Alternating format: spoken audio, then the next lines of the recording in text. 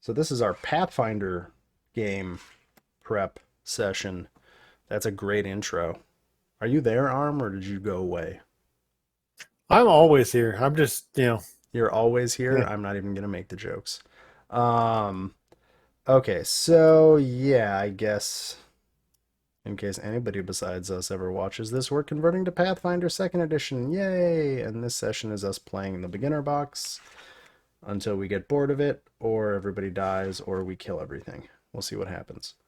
Um, Who are we playing? We're playing Lyokin. You're playing a special snowflake because you're Lyokin and you made your own level Man. 1 character uh, that we're going to use for one session. And then we've got what? We've got Amiri the Barbarian as Armoring and Fumbus the Alchemist as Gale. So, I guess a tour of what's different in Foundry. Like the first thing is your character sheets will look different, and I'm popping this up on my streamy do Bob. Um, I think the main difference is these surprisingly actually look more professional than the 5e ones. Um, I don't know if that's because of me or not, but yeah. The main tab has most of your basic stuff. And kind of there's a blue band across the top for your character, um, right underneath the character's name. And so there's a character tab, there's an actions tab, which has some of the actions you can take. Uh, there's an effects tab that I doubt we're going to ever use all that much unless I figure out how to make effects work, but I doubt I will. Inventory is inventory, and I'm just going to equip some stuff on Amiri real quick. Yeah, Bastard Sword and Armor. There's a spell book, which when I'm looking at Amiri, she doesn't have spells because she's a barbarian. Proficiencies are also like your skills, and probably mostly arm for you. There are more skills in Pathfinder, um, like a lot more. Fantastic. Most of them, if you're going to play a barbarian, don't matter. I think the most fundamental difference is uh, there are lore skills. So, like, if you want to know a thing about a thing, you would roll your lore skill. Um, Outside of like the magic skills, but I think it makes more sense to explain it when we get to it as opposed to try and give a exhaustive description of. I mean, you can make up lore skills, so it's pretty freeform. Um, there's a feats tab, and so basically everything your character will ever learn how to do will be in your feats tab. Um, like even most of your class abilities are actually class feats, and you generally get to pick them, as opposed to just your class giving them to you. Uh, Biography, unless y'all write a biography in there, that's like your background. And Pathfinder Society, we are not using. So that's kind of the character sheet. As far as rolling stuff goes, uh, you can both roll from your sheet, by like clicking on the icon. So like if I want to roll your bastard sword, I can roll your bastard sword just like we would have before. You can also do it from, if you have your token highlighted, that little drop down menu that we had in 5th edition, that's here too. Um, yeah. So I think rolling is mostly the same. If we run into any issues, we can probably talk about it when you actually go to hit something, or cast a spell. Uh, let's see here. What other interesting things are there in Pathfinder? I guess just as a general primer. Um, the two huge differences between 5th edition and Pathfinder are in combat. Everything you do is you have 3 action slots a turn, and like moving is an action, striking is an action. you can strike multiple times from level 1. You just accumulate negative modifiers. So, like if you wanted to attack 3 times in a turn, your first attack would get your bonus, your second attack would probably have a -5 penalty, and your third attack would have a -10 penalty. But you can do that from level 1 to level 20. If you have any like special actions you can do, they have a cost between 1 and 3 actions. And then if you get any reactions or free actions, you'll know it when you get a feat that gives it to you. There is a handy little guide I created. Or I didn't create, I just copied it. But if you go to journal entries on that bar by chat, characters, and all of that, there's one journal entry that everybody can see called actions. And that is a summary of the actions in Pathfinder 2. So if you open it up, there's like 5 basic actions, a bunch of uncommon basic actions, and then like situational actions. There's a bunch of skill actions that you probably don't need to do or read right now. And then exploration and skill and downtime stuff you don't need to care about right now. We'll get to that when we do those things. There's also hero points in this game. Everybody starts a session with 1 hero point, which is right under your name in your character sheet. And you can use a hero point to re-roll a check and use your second result. So anything, like anything you want to re-roll, you can do that. You can also use a hero point, or you can spend all of your hero points to not die. So if something would kill you, you can spend all of your current hero points and not die. You stabilize at 0 hit points instead of just dying. We can go to death if it ever becomes an issue, because it's slightly more complicated, but not that much more complicated than 5e. There's just basically, I think the best thing to think of is if you get knocked out and then you get back up, you get wounded, and that makes you less good at everything.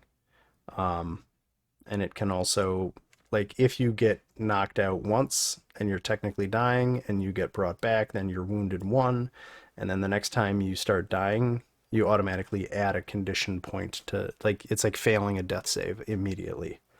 So hopefully that makes sense. I don't know, we'll see if we ever run into that. Yeah, I think that's pretty much, like, at a super low level, the basics. Does anyone have any questions or anything?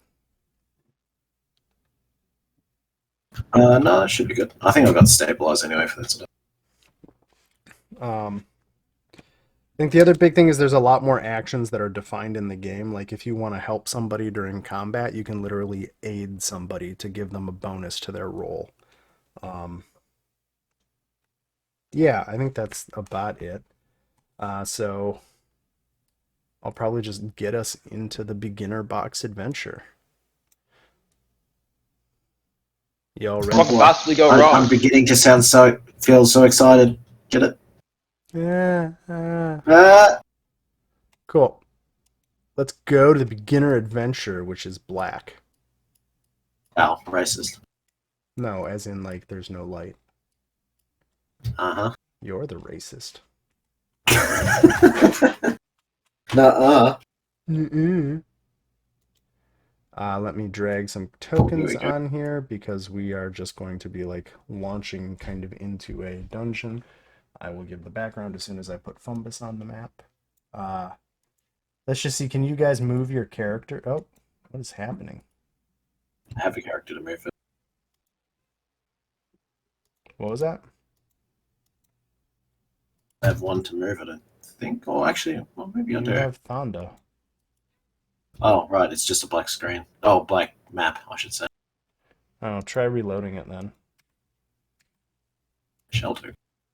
Everybody reloads.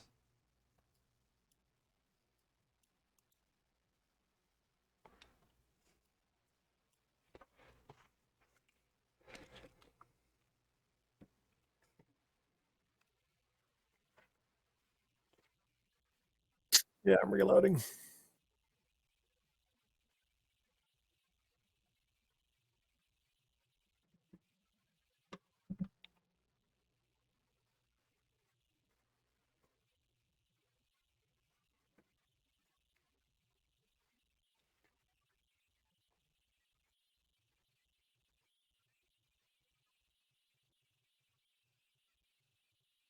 I think.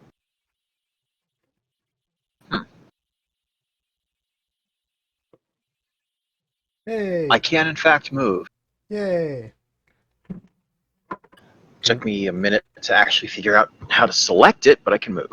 You click on it. Yeah, it wouldn't let me do that. Ah, okay. Cool. So it looks like Amiri moves. Can Thondo move? You there, Lyokin? All right. Yep. We all good? Yeah. Internet's just Australian. Okay, so you may be asking yourself, where am I? And the answer is you're in the small seaside town of Otari, which is known for its fresh fish, skilled sailors, and its logging industry. But for you guys, Otari is home. You grew up playing by the docks, getting lost in the nearby woods, and hearing the fantastical stories of travelers from faraway lands, tales of terrifying dragons and virtuous knights. Such adventure always seemed so distant, until today. Word has begun to spread around Otari that there's a problem down at the Otari fishery. Some are saying that some sort of beast is lurking in the basement, feeding on the stores of salted fish. Folks are worried that whatever is eating the fish might get hungry enough to eat the fishers next. You have received a letter from Tamily Tandervale, the owner of the fishery. Inside is a desperate plea for help. With the town guard busy protecting the loggers, she needs a few brave souls to venture down into the basement of her warehouse and put an end to the beast that is feasting on her fish. Do you have the courage to face the menace under Otari? And I think the answer is yes. I don't know, do we? Well, you're here. I feel like we should go drink first. Duly noted, you have drunk. And I'm going to assume that you all said, yeah, sure, we'll check out the basement. What could possibly go wrong? Since if you say no, then I guess we just end the session and that's that. Do you have the courage? No. Nah, I'm gonna go back to drinking. Roll credits. Okay. So, you guys go to the fishery.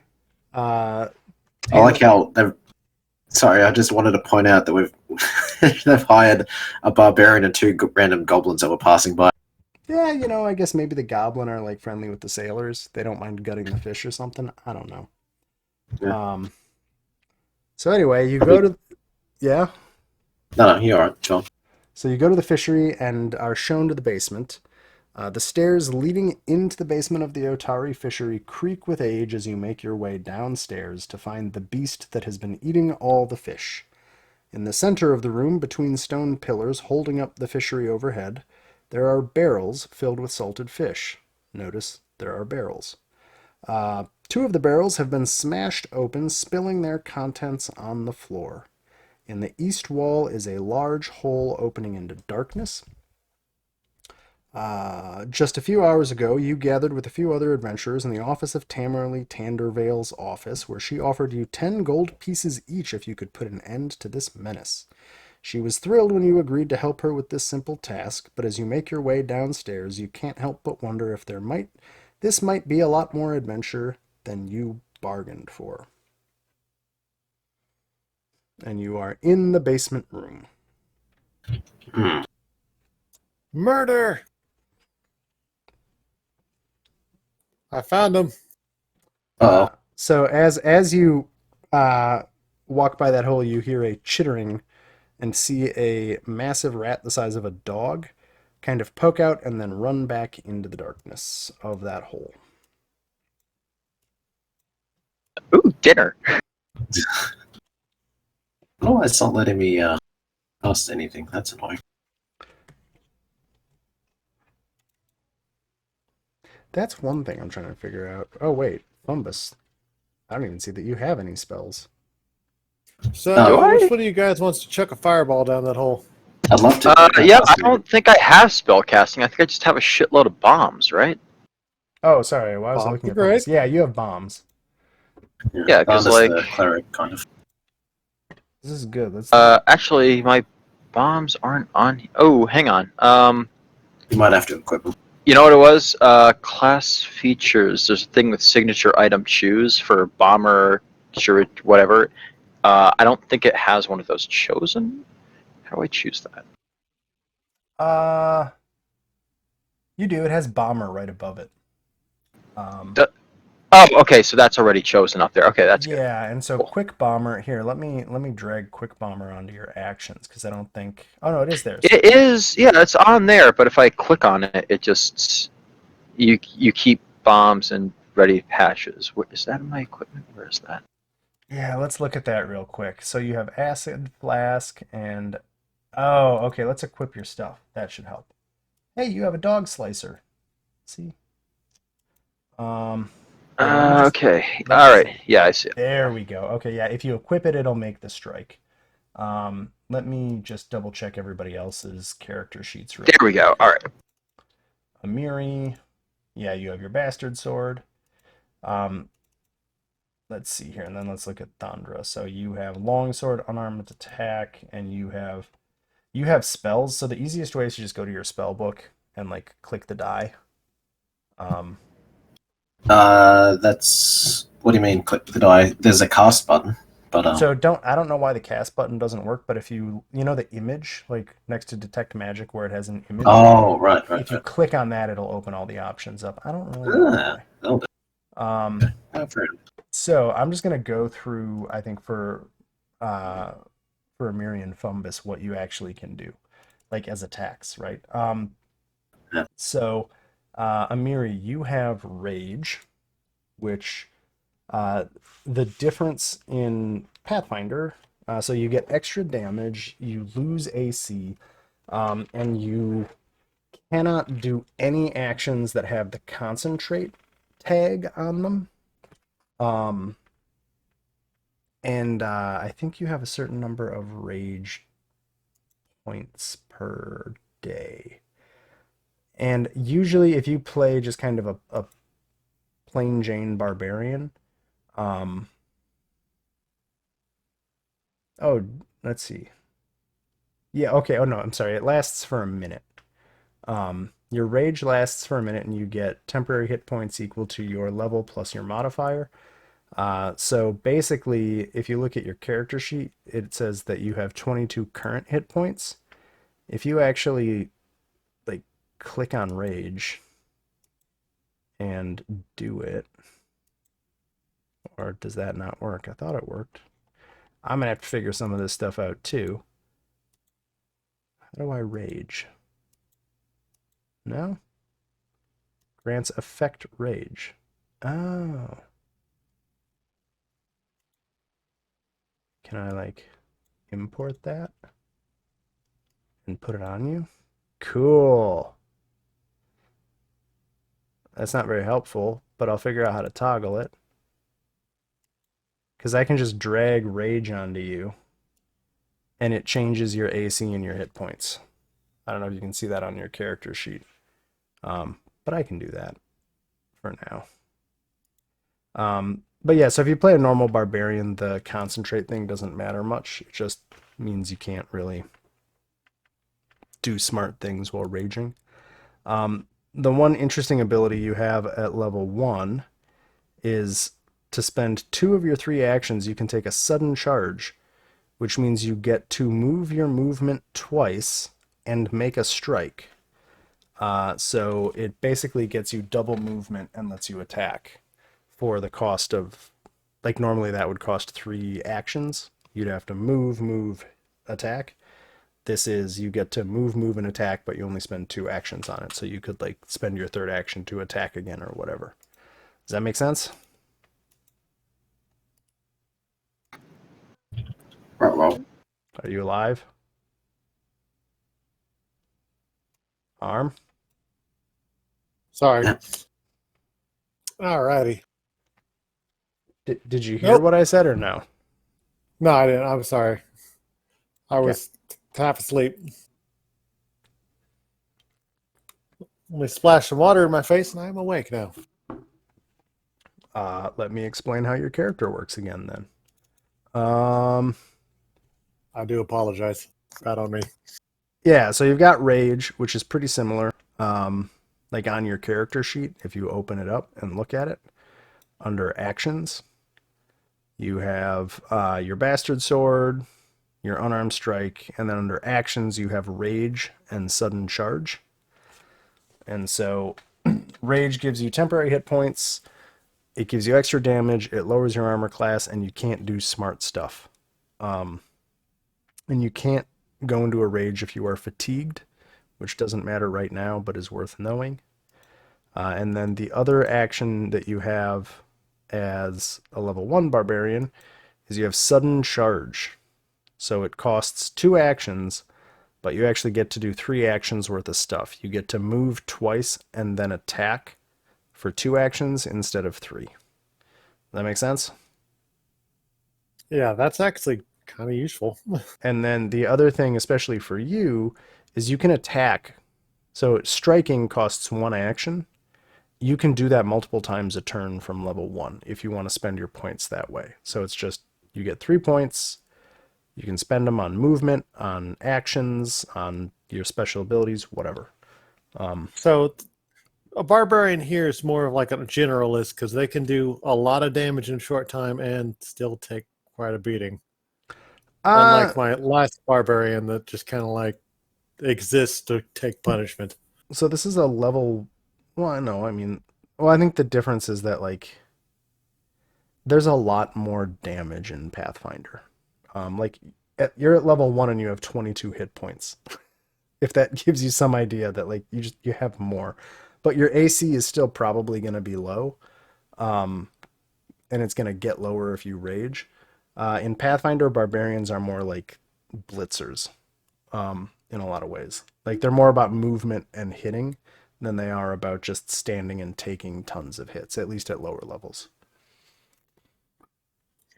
Makes sense. When you get to higher levels and you get more feats for your character, you can build it the way you want. But like if you want to just be a tank, you want a fighter or a champion. If you want to smash stuff dead real good, that's the barbarian. So I think that's arm. Makes sense. Sib, I think you know Pathfinder 1 pretty well. I know Pathfinder 1 reasonably well. So the only big difference here is just, like I said, you get 3 actions a turn. And then, yeah, you have bombs. So you can throw your bombs. Yeah. I think I'm just going to roll Acid Flask just to see what it says. Oh, it doesn't say it. Let me just click on it. Splash? Is there splash damage? Oh, no. Splash damage is something that happens later. Yeah. Later on, like, alchemists can get splash damage that hits no matter what. It's not much, but it's kind of cool. But other than that, yeah, you just do ranged attacks with your acid flasks, right? Quick bomber. You interact bomb and throw with it. So you just make strikes with your bombs, right? Okay.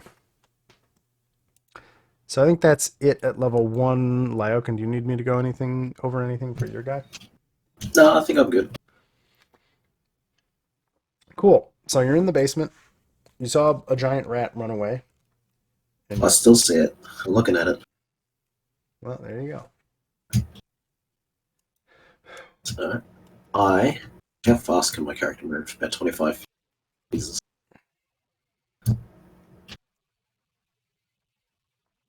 Oh, there's more rats. Mm.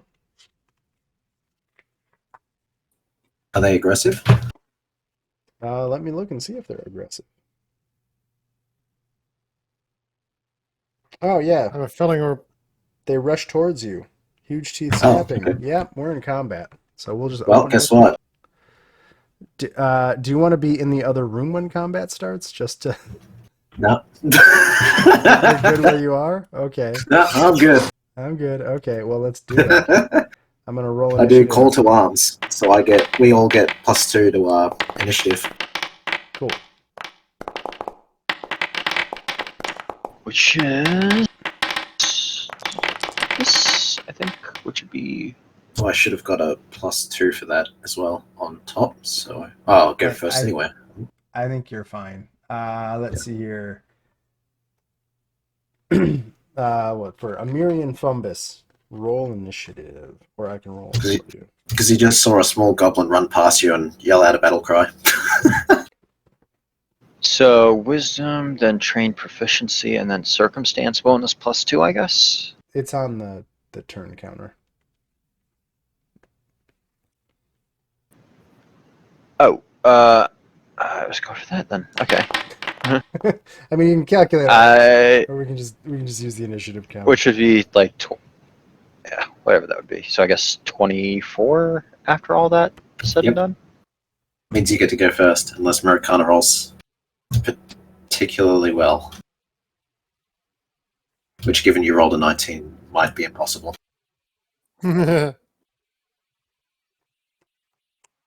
But I don't know if barbarians have very high initiative. Maybe. I don't know. I do need to look up the initiative variance, but it's usually just, perception. Oh, there's an initiative button right there. Oh, that's cool. On your character sheet, it has all of the options. That's fun. If it comes up, I'll say it. Arm, roll initiative. Hell yeah. Boom! Oh shit, there you go. Okay. So, Arm, +5. you get to go first. So, just to remind you, you have, let's see here, your movement is 25 feet. Movement's an action. You get 3 actions a turn. Sorry, everyone also gets 1 temporary health because of call to arms. Sure, okay. I'll Love add it. temporary health to people. Already added to myself. Okay. Oh god, I can't see. Alright, because I have dark vision, or might not. Fantastic. All right, well, what's my reach? 5 feet. We got So 1 square. Fantastic. to throw your sword at them.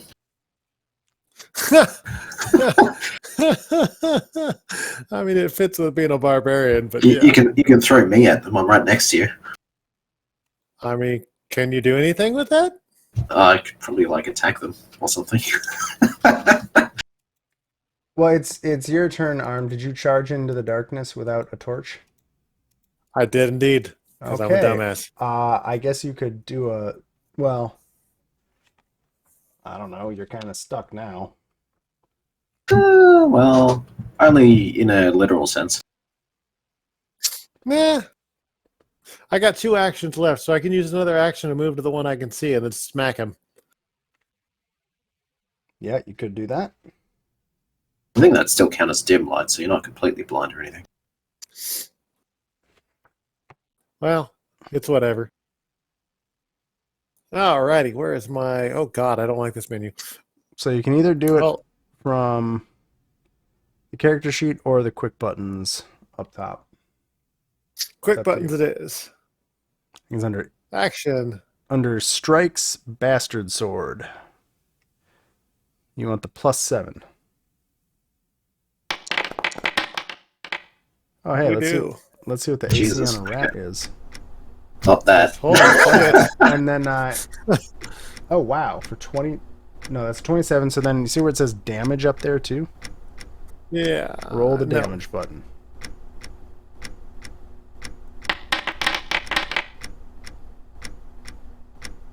That's unarmed attack. Roll it off of the bastard sword. Oh, sorry.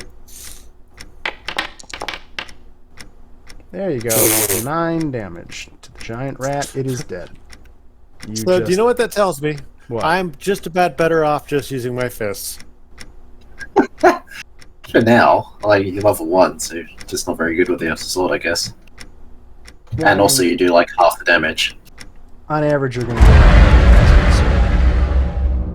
Yeah. Your swords are 1d8, your fists are just 1d4. Anyway. To put it this way, Yeah. So you did move, slice. Yep, so I'm out. That is you. Then we go to Fumbus. It's Fumbus, I can't see it.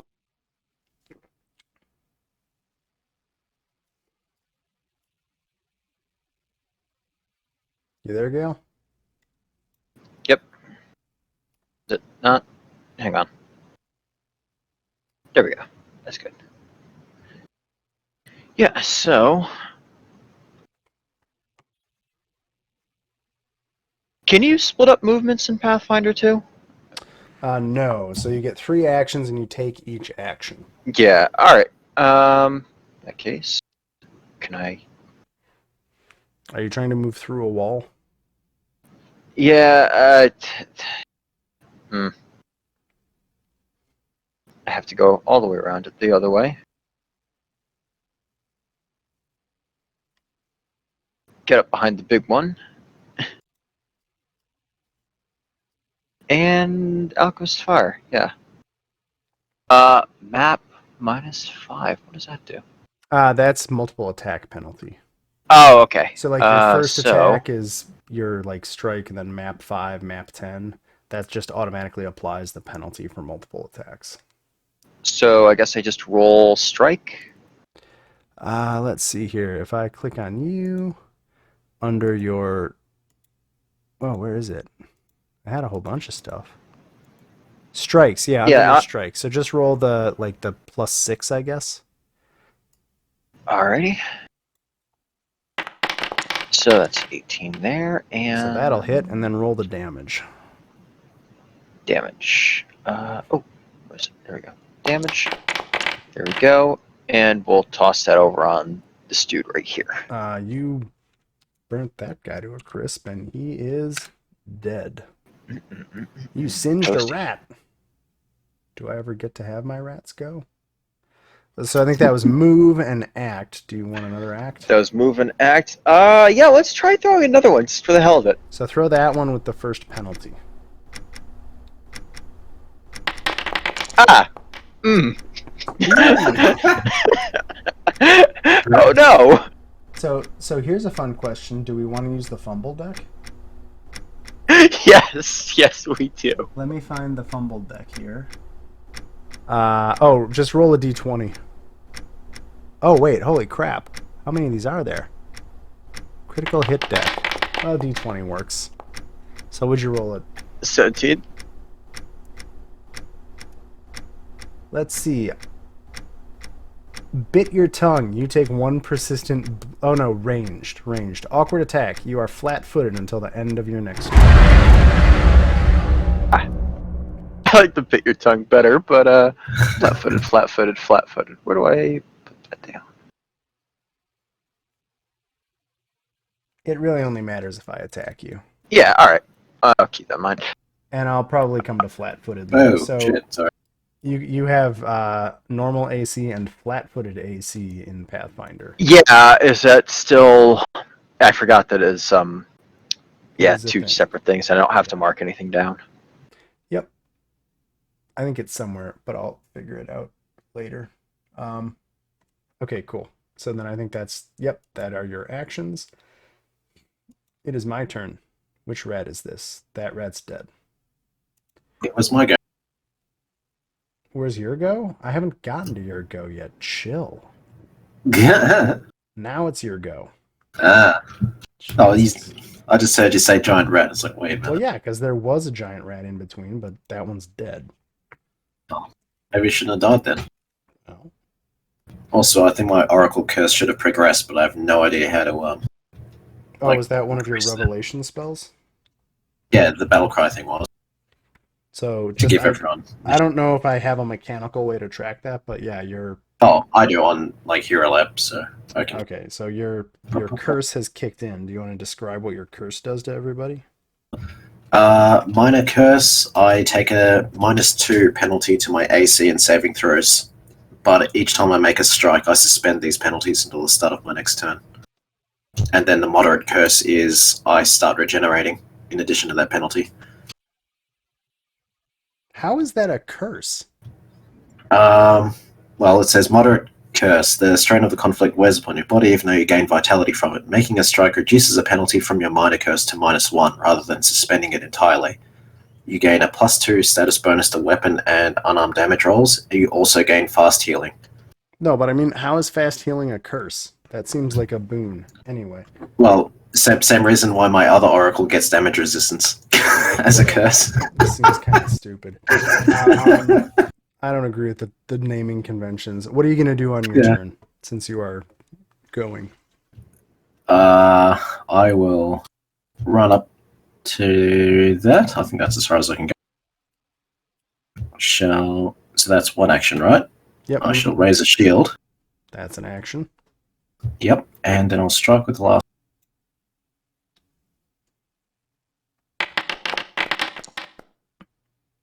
Ooh. Well, that's roll the crit damage. Oh shit, sorry. So the second one? Yep, the second one's a crit. I mean, I had the wrong one. The first hit would have killed it, but that certainly kills it. Jesus. I'm just not going to get a chance for my rats to go, am I? I think that's your whole turn. Oh, yep, that is correct. A rat. I do get a rat to go. That's why I raised the shield. So the rat's going to come attack you. What can a rat do? Rude. It can bite you. No. I thought it was going to cast a spell. Yeah. So it's going to roll. And I got a 15. Ooh. That's still not going to hit, though. Not with the shield raise. I still have 18 AC. And it's a steel shield? Yep. Let's see if I did enough damage. Nope. I don't think that broke the hardness of the shield, so you're good. Cool. Yeah, I think it's like 5? Much higher. It is Amiri's turn. Armoring, you get to go. Oh, yeah.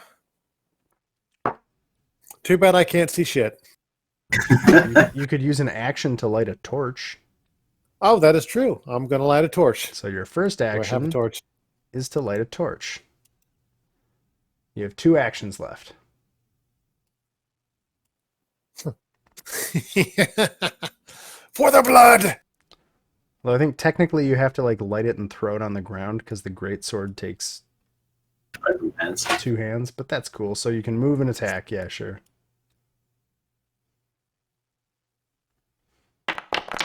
Supposed to say by the power of Grayskull, but yeah, okay. By the power of Grayskull. Oh my god, that was a terrible attack. Yeah, your damage rolls are just sucking. So congratulations, you hit the rat and slice it real good, but you do not kill it. Yeah, it's sad. Well, that's the end of my turn. I mean, it's not completely sad. It's just that you got shown up by a 2-foot goblin. Oh, you know what it is. What's that? Hold up, I'm checking something about the bastard sword. You can use it one-handed, can't you? I think.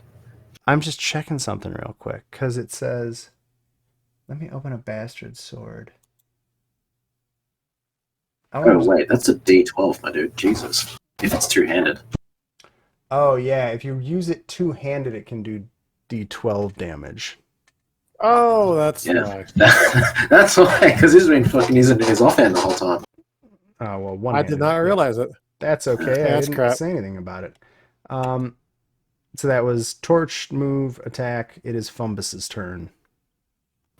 Alrighty. He fell with that grenade. I'm Well, going to go get really ahead upset. and I don't think I rats guess- have this much blood. right. Oh, yeah, that guy still is alive. Okay, cool. So we'll just duck over here and stab the fucker. With your dog slicer? Yes, with the dog slicer. God, I love I don't know if that's gonna land or not. A 10 will not hit. So that was move, But- attack. You have one more action. Let's try again. So use the -5. Yeah. Or that's -4 for that one. Oh, is it a dexterous whatever? Yeah, it's a dex weapon. Yep. So. Oh, did that include the penalty? Yeah. Yeah. Damn. So, he just rolled really well. You just rolled really well, and you stab that rat with your dog slicer. Fuck you. And that rat is dead. Let's see here. Technically, you guys each get 80 experience points. Uh, Not that it's gonna matter, but experience in Pathfinder is flat. So like every level, it takes 1,000 experience to get to the next level, and you just get experience based on what level your enemies are. So, but we're gonna do milestones, so who cares? So let's see. You've killed all the rats. Awesome. So you guys, I'm gonna end combat. As soon as I find combat, end combat. Yes, end combat. Well, congratulations. You annihilated your first group of enemies in Pathfinder Second Edition. Um, so as you guys come down into this cavern, you see ahead of you to the north. This cavern is just full of some mushrooms and rough rocky ground sloping down. Ahead, you see a tunnel going deeper underground. And oh, wait a minute. Sorry, I don't care about that. Yeah, I kind of skipped section 2. Whatever. Section 3. So yeah, this tunnel continues deeper underground. Ahead of you, it opens into a large chamber. There's patches of glowing blue fungus on the ceiling, providing dim light, and you can see vast strands of webbing across the floor and ceilings of this cavern. And let me throw a light in here. Just to... There you go. That way you can kind of see the cavern.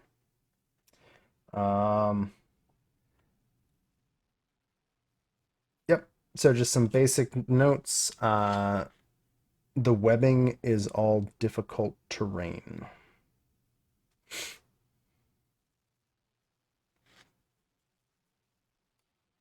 And that is the description of the room before you.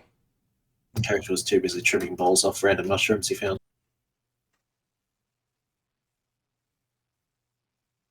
Oh.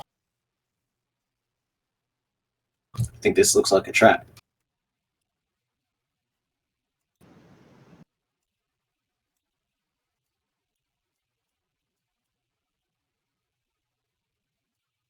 I have a snake thing down. Something tells me there's going to be a big spider in here.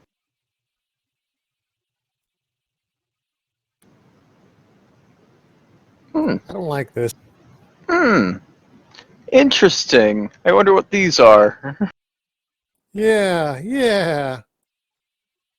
Hey, I've got alchemist fire. We could just burn this whole thing down and be done with it. So Yeah, that's true. So you're trying to sneak? Yeah. Let me look up exactly. So you have a 12. Oh my god, I need to make this bigger. Okay, 1 second here. Let me look up sneak. Oh my god, this is the full rules for sneak. You want to become undetected. You move at half speed. If you're undetected and it's impossible for that creature to observe you, you can also do that. So sneaking.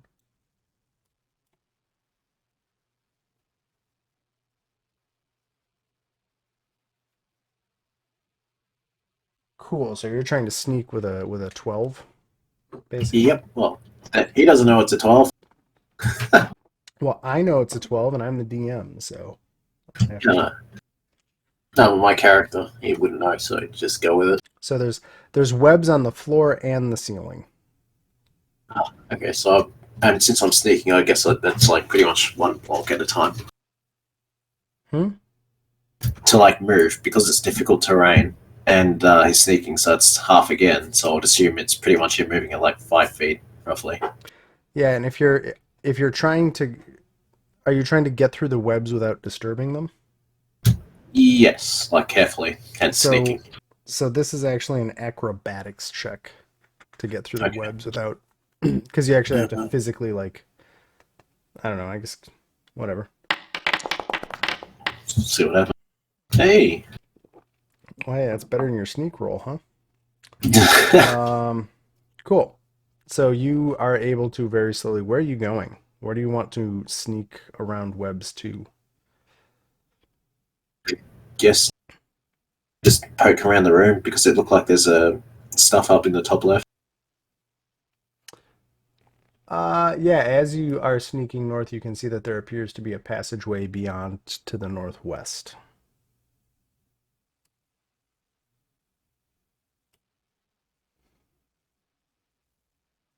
I'm gonna have you pause there because I want to find out what everybody else does. Yep. I was just poking around. I'll Uh, probably come back. So yeah, we're just gonna just follow along this wall. So let me. Arm, are you trying to avoid the webs or just blunder through them? I am stepping carefully. So make an acrobatics check. Oh boy. That should be Where's on proficiencies tab in your character, or if you click on your token.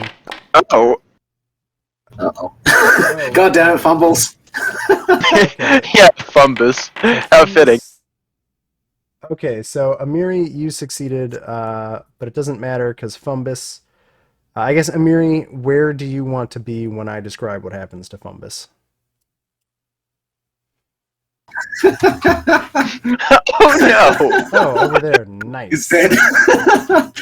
I'm in danger. One for one and one for one, I guess.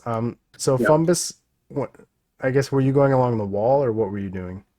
Yeah, we were just going along the wall. So I'm gonna say over here, you try to avoid stepping in the web, but your foot slips on the rocks below, and you kind of fall sideways against the web. You're not immobilized or anything, but as you do so, you can see that vibration travels throughout all of the webs, and the figure of a very large spider starts creeping out from the northeast side of the room. And y'all are gonna have to fight a spider. Ah, Oh, wonderful. So I rolled its initiative. Go ahead and roll yours. So I think for Fonda, since you were stealthy, if you want to, you could roll initiative from your character sheet with stealth instead of perception, if you would like. And Amiri, you could use acrobatics instead of perception. It's actually on your character sheet. I like.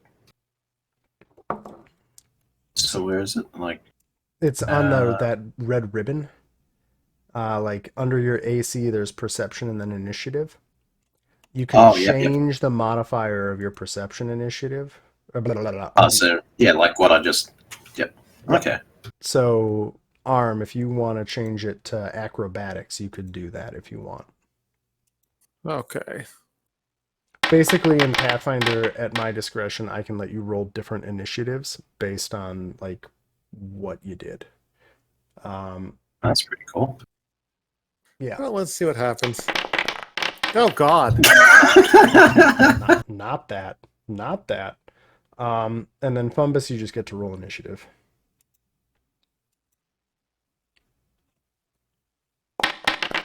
Okay. Okay. Although somehow Fumbus gets to go first.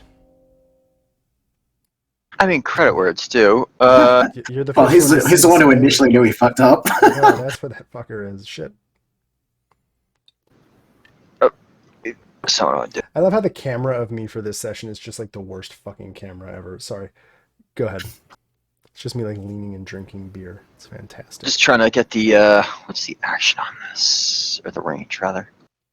Trying to throw. Yeah, what's the range for that? Just you can hit it. Okay, whatever it is, you can do it. No penalty. Yeet. What do we got here? 19. What is a giant spider? Let me open the giant spider because that would help. That will hit, and it does. Is this fire damage? Oh, cool! It's got splash. Yeah. Wait, splash damage. +1, yeah. Ooh. Okay, well, it doesn't matter because there's no enemies around. So the way splash damage would work is anybody within 5 feet of this would also take that damage. Does that make sense? Yep. Which I think as you like pick feats, you can make bombing be gnarly. Anyway, so it's going to take 6 fire damage. Can you see from Alchemist's Fire, does it give persistent damage by any chance? I Let me thought it see. should say, doesn't it? Like on the actual item. Well, he's rolling a strike. I have to go to the inventory. So, Yeah. 1d8 fire damage, 1 persistent fire damage, and 1 splash fire damage. So 1 persistent fire damage. So remind me each turn. Like when your turn comes around, I guess remind me that or when his turn comes around, remind me that he takes another 1 fire damage. Is there a save, or is it just he's screwed? Not as far as I can It has tell. to take an action to like put it out, doesn't Oh, it? that's right. There is an action to put it out. Okay, yeah, that's right. That's right. Alchemist's fire. I don't care. Whatever. Cool. So that was your action. Do you want to do anything else? You have 2 more actions. Yes, we can repeat that process. Acid flask this time. Let's spice it up. Haha. Jesus. And that is 1d6 persistent, 1 acid. Splash. You mean 1 persistent acid and 1d6 plus 1 damage? Shit, let me go back. I'm guessing it's 1 persistent damage at level. Yeah, 1 acid damage, 1d6 persistent acid damage, 1 acid splash damage. That sounds crazy. But that's okay. Wow, that's cool. Okay, so it does 5 persistent acid damage, and it only did 1 damage, so let me add... Yeah. Combat. In That's a way, that kind interesting. of makes sense because it's acid, so like Yeah. the actual impact itself won't be as bad. Yeah, as, like, that's burning. interesting, and I like it. That's cool. I do. That's why I was confused, because it's like it flips the... Yeah. Where's quick combat? No, I don't want quick combat. Combat ready. Ticking sound. Turn it off. Thank you. So, yeah, the first hit's not so bad. You just glass them, and then Yeah. Like, the beginning's fine, but it's later. Okay, so he's at 6 persistent damage now, right? Yeah. Okay. yeah, that's gonna suck for that spider. So that's first flask, second flask. Although I guess your acid flask was not at a -5, was it? It was at a -6, I think. It says You plus have it at 6, a but +6. Did it? Oh, shit. I think it would Yeah, hit no, anyway, you're though, right. if you just 5 off it. I hit the wrong one. Yeah, take 5 off. That's 15. So 15, so that actually would not have hit him. Oh, Womp shit. womp.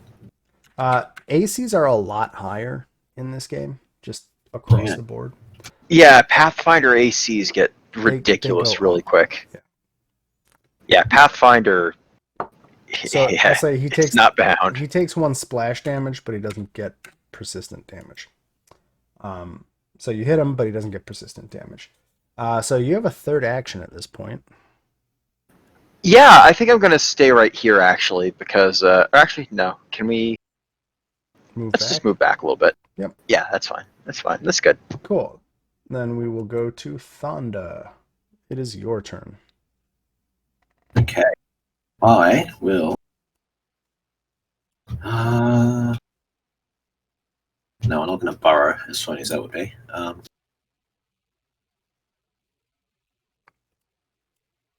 So that's all difficult terrain, right? So that'd take me a while to get across. Yes, it is.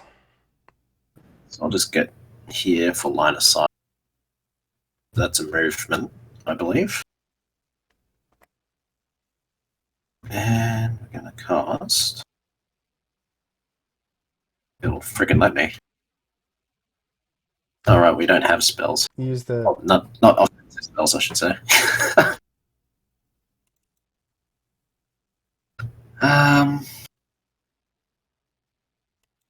This one I had javelins. I do. Here we are.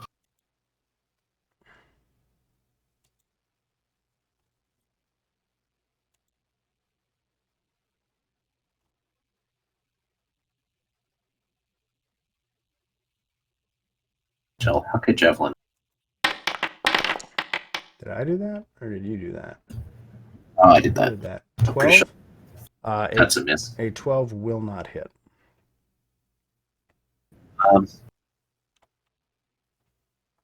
Okay, well, I guess I'll just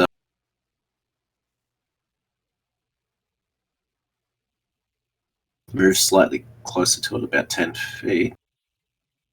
Yeah, fuck it. I think that's my turn. Cool. It is the giant spider's turn.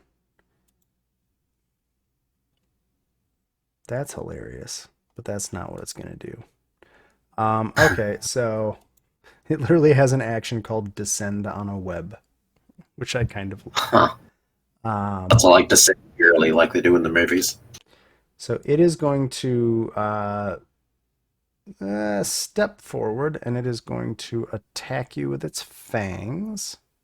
Rude, but okay. What did we get? Well, that's probably not going to hit. Nope. And then what does this do? I don't know what it does. What does that do? What does that do? Well, that's sad. I guess it will... Oh, why not? It'll try to bite you again.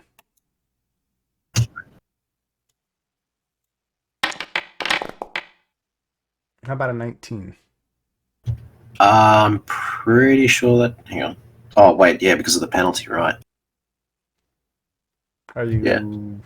I see your AC is 18 or 20 with the shield, but do you have a penalty from your thingamajobber? Yeah, that's what I was going to say. Yeah, I have the penalty because of the So what's your AC curse. right now? 18. So yeah, that hits. So that'll hit. The fangs will hit you, so they will do... Fangs damage. So it'll do... Wow. Okay, it'll do 3 damage. But you need to make a DC 16 Fortitude save. As it pumps Oh, venom into the you. fuck? My DC what? 16. Fortitude. Oh, there's only 3 saves in Pathfinder Arm. You still awake? Yeah, I'm here. So there's only Fortitude, Reflex, and Will. Huzzah, I think. You passed, so you don't get to find out what it does to you. Cool. That's good. Fantastic. It is the barbarian's turn. Wait, actually, yeah, I For the attacked you first. horde! No, we're not playing World of Warcraft. Go away. You're not an orc. You're just an angry Well, lady. okay. Hold up. So you're here, right? So this is Yeah. all difficult terrain. So it's 1, 2, Oh, shit. 5, 10, 15, 20, 25, 30, 20 35, feet. 40. So you would need 40 feet of movement to get there. that's fucking javelins. Now, you could use your sudden charge ability to do that and get an attack. Because Fuck it, it I'm gonna lets do you that. move twice and attack. Make sense? All right, sudden charge active. And then make your... Are you one or two-hand attacking? I'm gonna do two-handed. Okay, so make the hit. Roll the attack. Nope. Do you want to swing again with your last action? Why not? Make the... So you see where it says, like, it's got the lower number? Or the 2. the +2? Yeah, that's your second attack. So roll that. Nope. Oh my god. All right, whatever. If it makes you feel better, this is like every time I play a barbarian in Pathfinder, my first session is just awful. Anyway. Fumbus, it is your turn. All right, how are we gonna fuck this up now? Just imagine in the future when you crit as a barbarian, it is the most satisfying thing in the world. And can we only use one of our actions to move? You can use as many move actions as you want. You can use 3 Awesome, actions of because movement. we're tiny. We are very tiny, so we're... You're a one. medium-sized creature. It's It's all difficult terrain, though. Oh, So if you that would've started been- here, it's Okay, basically yeah, so 10 feet per square. yeah, so that would be... 80 feet. So this to would get be there. 2 move actions, or 80 feet. Yeah, so that's 40 there. So that would not be 2 move actions. That would be too many move actions. So small problem. If we throw anything there, everyone else is going to get hit. Dang it. That's alright, I've got a heal spell, I guess. Unless I try and splash it with the fire from like there. Well, the splash damage is 1, right? Let me double check. Pretty sure at level 1, all of your stuff has 1 splash damage. You have a double. Yeah, you're right. It's just one. It's just one fire splash damage. All right, have fun. Like, I feel like 1 splash damage isn't that bad. That. So that misses. So it'll do 1 splash damage to the spider, and then what was the persistent fire damage? 1 persistent. Oh, it's not the spider's turn. Oh, he should have taken 1 damage on his turn. You got to remind me of this stuff. Damn it. Oh yeah. 1 persistent fire damage, 1d8 fire damage. So you One just splash. yeeted him for 1, but that's all that attack does. Because it doesn't hit. It just And kind I of think sails I've used- off into the webs and shatters behind it. I believe I've used 3. Yeah, so I've only got 1 of those left, and 1 acid flask. Yeah, I'm just gonna slowly move over to here.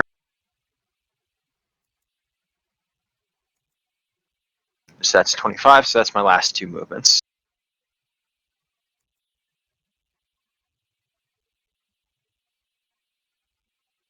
And on to the next one. Cool. Just looking at you infuse, you gain. We probably have to look in the future at exactly how infused reagents, quantities, and bombs all go together.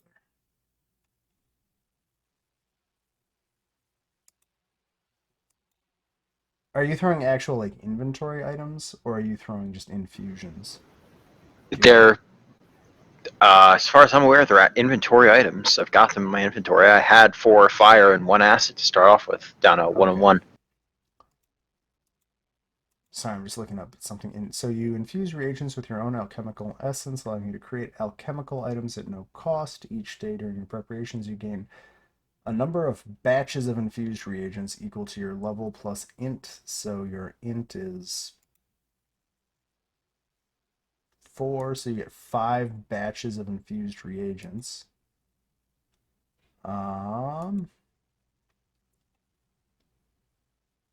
And if you need, so you have quick alchemy. You can use a quick alchemy action to spend an infused reagent to create an alchemical item on the fly. Does that make sense? Think if I can find it. So the way it kind of works is you get like every day you make a certain number of infused reagents, and then between like what you pick for your alchemist, you use quick alchemy. Like, so you can declare what you make up front, but then if you leave some Right. reagents on the side, you can just be I like, can just make them up later. use an action of quick alchemy to make a bomb, and then I use quick bomber to throw it. Like, All right. Yeah. it's kind of fun. And so you basically have a spell book, but it's called a formula book, and it's for alchemical crafting. Anyway, we can get into that more later. I was just kind of thinking out loud about how it works. So it's Thanda's turn. Sorry for that digression into how alchemists work. No, you're right. I love it Okay. when there's just a lot of moving pieces in the class.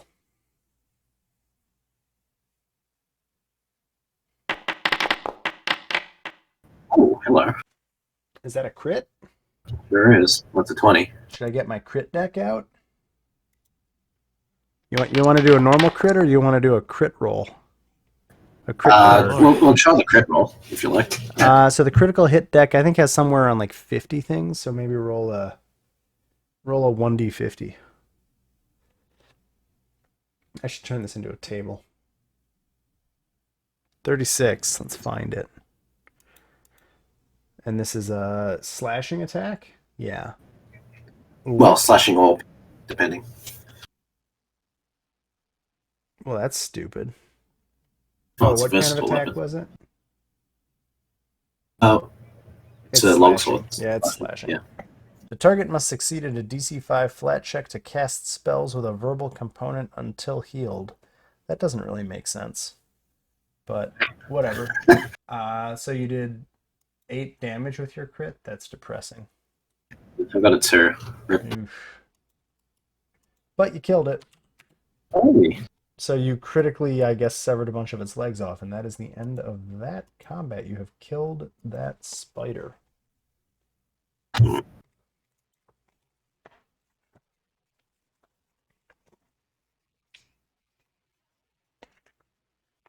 So I think you can now move about this room somewhat freely since the spider is dead. Let's see here. What kind of weapons did it have? Fangs. Was it in its gear? It had fangs. Mm. Because it was a No Ring of spider. Winter? I'm pretty disappointed. No Ring of Winter. You think maybe I've learned my lesson about giving you Artifacts to people. artifacts. Yeah, so as you get to that doorway, Thanda. Oh, pardon me. After the web-infested cave, the passageway leading deeper underneath the streets of Otari appears to be mostly natural, but someone or something has worked to open the cavern and level out the floor, making the passage easily traveled. A crude barricade made from old wooden planks and part of a barrel blocks the entrance to a side tunnel. That's to the north.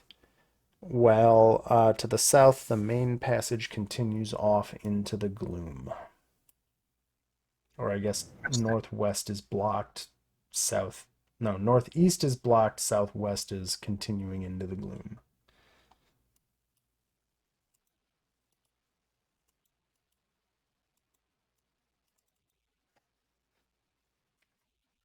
Well, I'd try to break that thing apart and craft it into something funny, but I'm gonna think that barricade's probably definitely where we need to go, but there's also this area behind it.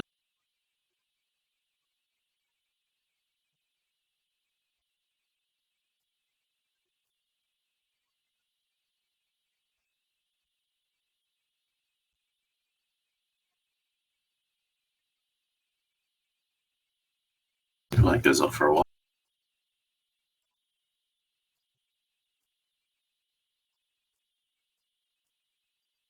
Kobolds. Yeah. Is anybody else Did they doing see- anything, or is anything happening? I'm trying to move, but it keeps giving me wall collision bullcrap. Yeah, that's just Foundry being Foundry. Yeah, it's Foundry pissing me off. So the trick is, if there's a doorway, just try to go through the actual doorway. Let's see. Hello. What are these things? So let's see. So you guys are going south. So what do you see from where you are? Interesting, fun. So you can see faintly into a room. There are 4. Well, you can see 3 lizard-like creatures standing in front of some grates. Although I think only some of you might be able to see that. I think anyone who has dark vision can see it. Yeah. Which I think goblins have by default. So. Yeah, Mercana, you can only see as far as the torch goes. Yeah, I can tell. I'm gonna go to the bathroom real quick just before we get into anything else. So I'll be right back. And one day I'll learn to stop the recording before I say I'm going to the bathroom.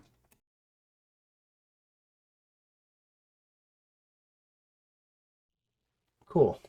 So I guess before we move on, questions, comments, anything at this point? I know we've done 2 combats. Yeah. Anything? Oh yeah, no, I'm just futzing around, and I think I figured out how to link the effects of my curses too. So drag and drop them, click on my battle mystery thing, and then Drag and drop it onto your character and delete it and stuff. Yeah, I think that's what. I was reading some stuff about how they were trying to set up if you target something, it can automatically apply stuff, but it's like a bit finicky with curses though. No, it's a Foundry thing because you're only allowed to alter characters you own. Anyway, once I figure it out, if it works, I'll try and do it, but I'm not in a hurry to increase the complexity of like what we're doing in Foundry. Does that make sense? Because like Yeah. running crap in Foundry is often hard enough. But anyway, um, yeah, Sib, Arm, anything Yep. from you guys on like any thoughts or questions so far? I'm good. Cool. Did you fall asleep again, Arm? Nope, I'm ready. Let's do this. Oh, okay, cool. So yeah, we are at this junction. I think all of you can tell that just to the side, kind of where I'm pinging, there is an opening, and the cave branches off. But Yep, I see it. mostly dead south of you, you can tell that there are some lizard-looking creatures in that room. This is a good point to talk about recall knowledge. Recall knowledge is the general term for any time you want to roll like knowledge history, knowledge arcana, knowledge occult, knowledge whatever. You can do it in combat as an action. You can do it out of combat as an action. So, like, if you ever see a monster and you want to be like, I want to recall knowledge to see if I know what that monster is, you can do so. Fantastic. Although you critically succeeded on your engineering lore, it turns out that those are biological living things. So, How do we know that though? They could be skin slips, whatever the fuck you call them. so the proper thing is say, I want to do recall knowledge, and I'll tell you which check it is. Okay. So I this want to would do recall knowledge. this would be nature. Damn it. Sorry, you can't Uh, just. What? Why is it private? And now you're rolling privately, so I don't even know what the fuck you rolled. I can't even see that. Oh, maybe I I don't know can. how or why I did that. Oh, I can. Well, I saw what you got, but yeah, that was. Oh, there we go. Yeah, with a 10, you recognize that those are kobolds, but you don't really recall too much about what kobolds are besides that they're little lizard people. My character is very smart, so This is also a good point to note that DCs for stuff in Pathfinder kind of start around 15 for an easy DC at level 1, and they kind of go up by about 2 every level from there for like a medium difficulty DC. So like when we switch over to the tomb, a medium DC is actually going to be 27. yep, that's When- exactly right. I Bang. noticed Disrupt Undead is just DC 27 for my Oracle. Yep. So Yeah, DCs get high in Pathfinder way faster than they do in D&D. So Arm, for you, Dungeons and Dragons, you know how I've bitched about bounded versus treadmill? Yes. So bounded means everything in Dungeons and Dragons outside of very crazy circumstances, the DCs always fall somewhere between 10 and 20 with very rare exceptions. Pathfinder uses both flat DCs against a D20. So like if you want to attack something that is concealed, I think I'm probably screwing this up, but I'm just gonna. There's actually 4 statuses. There's observed, concealed, hidden, and or no, there's sorry, I'm trying to get this right. There's observed, unobserved, concealed, and hidden. And so like to attack something that's concealed or hidden, you usually have to make just a flat check to see if you just fail. So like there are certain just hitting. like just it's so hard to figure it out that you just fail if you don't pass the flat DC before you even attack. So it's like a check before you even get to do your attack check. For everything that's not a flat check, like every level, everything gets incrementally higher number wise. So like if you guys were level 6 in this dungeon, you would just annihilate these kobolds and they would probably not even be able to hit you. Like they just Good lord. And so the other thing is in Pathfinder, um, we're not going to run into it too much in this session, but so most things you'll see in like the stat blocks or in the rule blocks, it'll say critical success, success failure, critical failure. What that means is that everything in the game can critically succeed and critically fail, unlike 5th edition. And once we get further in the game, like if you roll to attack, a critical success on an attack is either whatever the crit range for the weapon is, usually 20, but some weapons have a crit on 19 to 20, some have an 18 to 20 crit range, or if you beat the target's AC by 10. So if a target's AC is 15 and you roll a 25, that's a critical. It doesn't matter what your die was, you still critically hit. Conversely, if you fail to do something by 10 or more, it's a critical failure. And the difference is that like critical success, failure, and critical failure usually all have different outcomes. I'll obviously tell you what happens, but like for traps, like a critical success is usually no effect. A success is half damage. A failure is full damage. A critical failure is double damage. So just Crit fail. so don't crit fail anything ever. And like for recall knowledge, if you critically fail, I can tell you true or false knowledge and not tell you which it is. Like, Oh dear. yeah. So there's a lot more granularity in outcomes based on your rolls. Anyway, that was a ton of me talking after you did a not nature check on a kobold. You know it's a kobold.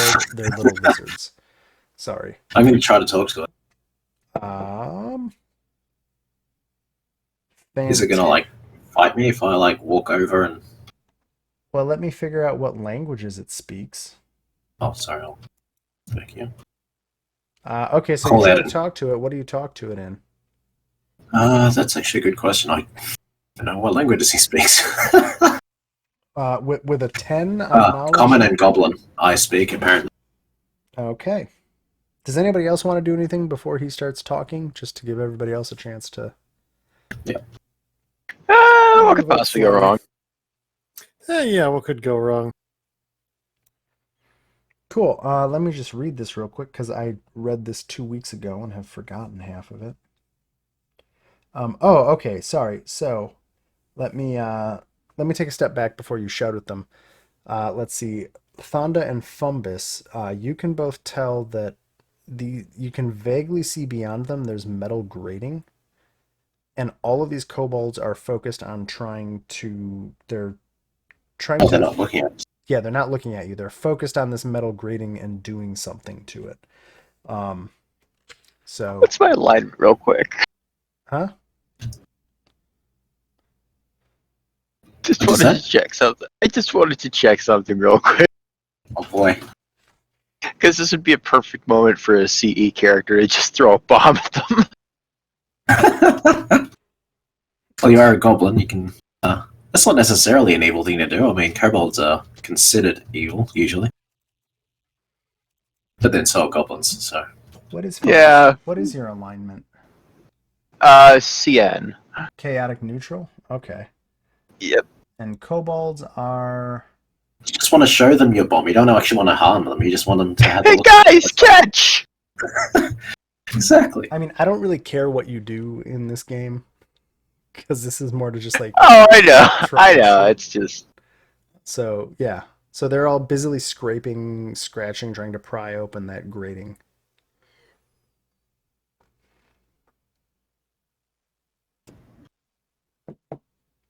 I lift one of the boxes behind the grating, 1 foot off the ground. I think I can do that with that. Oh wait, no, I can't. It's I'll 10 say you feet. could like nudge it, right? Like Yeah. I don't think prestidigitation can lift a full crate, but I think you could definitely like make something happen in there if you want, like to distract them. Yeah. Or. Yeah. Why not? I like move some small shit around.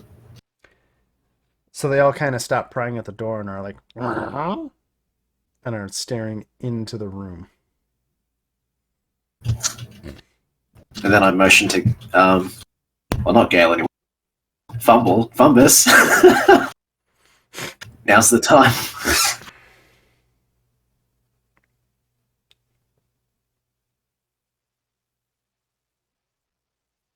If you wanted to chuck something at him anyway. Yeah. I do only have a couple, so. Oh, yeah, if you don't, then that's cool. We can always just go in there and give him the barbarian special. Yeah, I mean, I'll hang on to those. It's not out of the picture, but I'm not going to do it quite yet. Yeah. I'll just call out to the original player. Well, maybe, actually, do I get... If they're distracted and I'm in stealth, do I get, like, bonus attack? Oh, like a flat foot... Are they flat-footed, or is that a rogue thing? So they would only be flat-footed if they are flanked. But they're not looking at us if I sneak up on them. Yeah, so I mean, if you would want to roll a stealth check, you'd have to roll stealth. Okay. To see what your sneakiness level is. I 19. That's pretty good. Let me look up flanking real quick just to make sure I completely understand flanking. If that makes sense, just because I want to make sure I have flanking right. Because flanking does matter a lot more in Pathfinder. So apologies. Flanking rules. To flank a flow, you and your ally must be on opposite sides of a creature. If so, they are flat-footed and have a -2 AC penalty. Okay, so I can't just be behind them. This is interesting. There's actually a lot of conditions. Additionally, both you and the ally have to be able to act. You must be wielding melee weapons or be able to make an unarmed attack. You can't be under any effects that prevent you from attacking, and you must both have the enemy within reach. God, I love Pathfinder rules. They're so much... They're longer, but they're cleaner. Okay, so you're stealth, so you don't get flanking from attacking them from behind, but let me just look up surprised real quick. Just to make sure, because I feel like all rules in how combat works, surprise.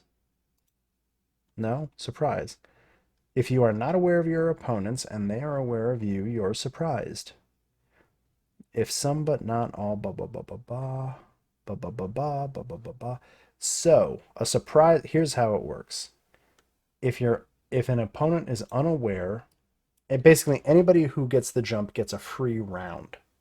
And sick. Then combat starts. So, like, if you guys, they're all paying attention to the door, if you all attacked right now, you would get a full round to do stuff, and then we'd roll initiative and do the combat. Does that make that's sense? pretty cool.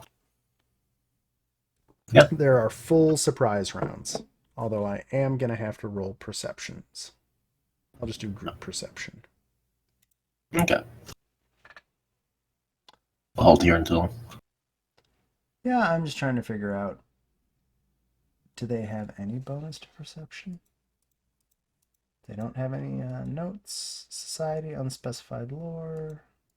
I shouldn't probably read this out loud. Perception, there it is. Private roll.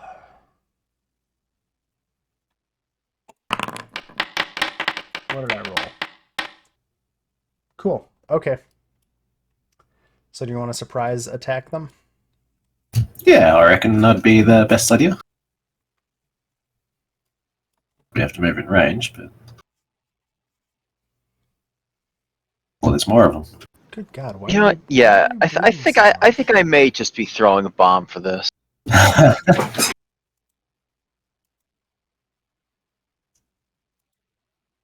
Oh, it's still set to Draco Lich. That's why.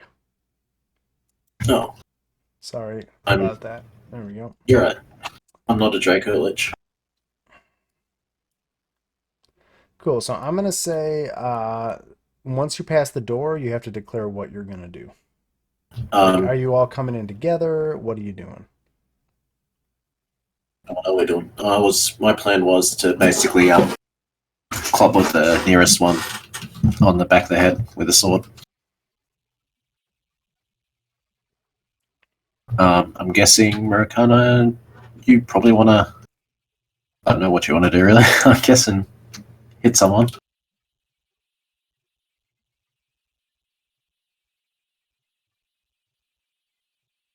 Hmm. Arm, you there? Ready? Let's rock. Can you hear me? Yep. Yeah, we can hear you. Okay, good. I was just checking Yeah. because Lyokin was asking you a question, so I was trying to. Yeah, no, I was muted, so Oh. Okay. I muted myself. You guys all ready? Or are you happy with where you are? On the surprise round.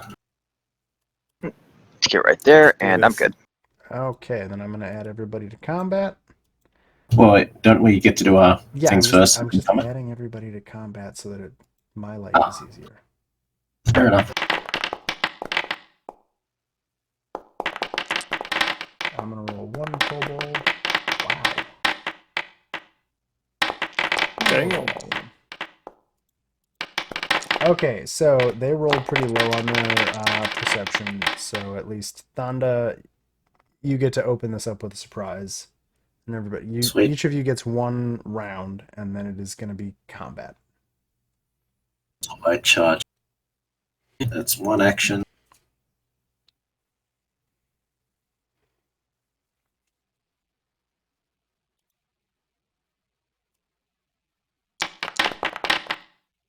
Ugh.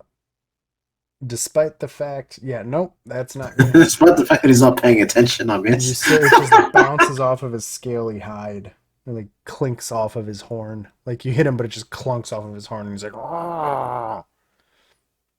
And I raise my shield in the preparation of the ass kicking I'm about to get. Okay. Although I Murkana? did make a strike, so I get to tag that and I get my AC back.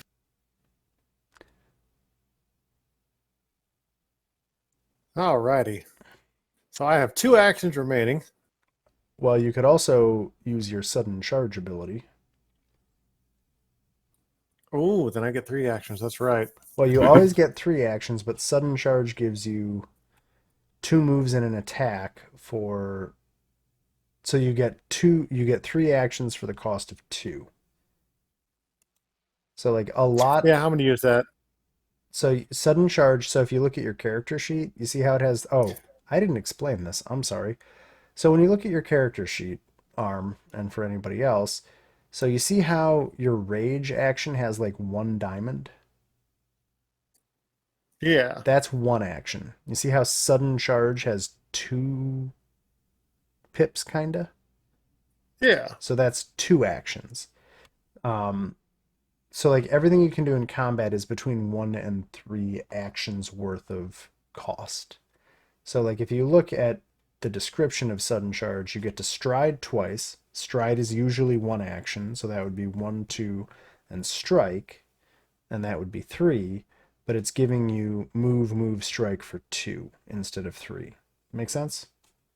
Yeah. Oh, it's also a flourish. Huh, that's fun to know. For what it's Yeah, worth, so I think I'll also explain this while you're looking at it. If you open sudden charge, uh, do you see how it has a whole bunch of tags at the bottom? yeah, barbarian, fighter, flourish, open. Yeah, so what it's saying is sudden charge is an open tag, which means you can only do it as the first thing on your turn. And flourish says that you can only do 1 flourish per turn, which I don't think too much of this matters for you, but there's classes where like using flourishes is huge. Anyway, so these tags that show up on stuff, that's actually kind of fundamental to how Pathfinder describes actions. Like if I ask, is it necromancy? It would have a necromancy tag. Anyway, whatever. Makes perfect sense. There's a lot of tagging in Pathfinder. That's how everything is. Yeah. So anyway, you can only sudden charge as your first thing, and you can only do it once a turn. Like even if somehow you got 4 or 5 actions in a turn, you couldn't sudden charge twice. Does that make sense? Yeah, that makes sense because it's got to be an opening. It's an Opening opener attack. and it's a flourish. So like they've hit you 2 ways. Anyway, continue playing the game. Sorry. Fantastic. Well, I'm going to take care of. Oh, I can't reach him yet. Or can I? You can hit any of those 3 kobolds that are adjacent to you. I'm hitting him. The one kind of kitty corner to you? And the one in the center. Yeah. Okay. So make your attack strike.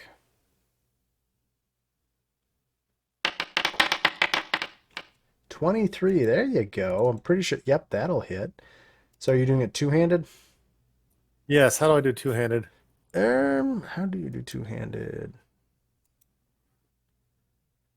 I can't find an option to.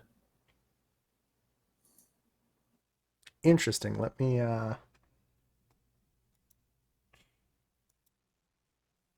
just happened? That's a really good question.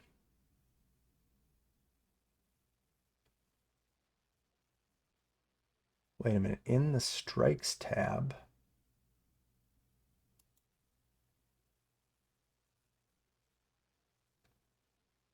Sorry, it's telling me to do something, but I'm trying to figure out where it is. Whoops, wrong one. Because that's a 1d8. Okay, sorry. Let me go back to the inventory. So it says... This is me learning how to do the game. This item can be wielded in 2 hands. To toggle the two-handed strike, click the two-handed trait in the strikes tab. All right, let's see if that took. There we go. Hey! Wow, that was a shit roll. Well, yeah, it was, but you did 6 damage.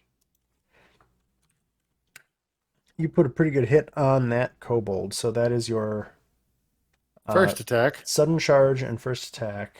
Do you want to swing again? Swinging again.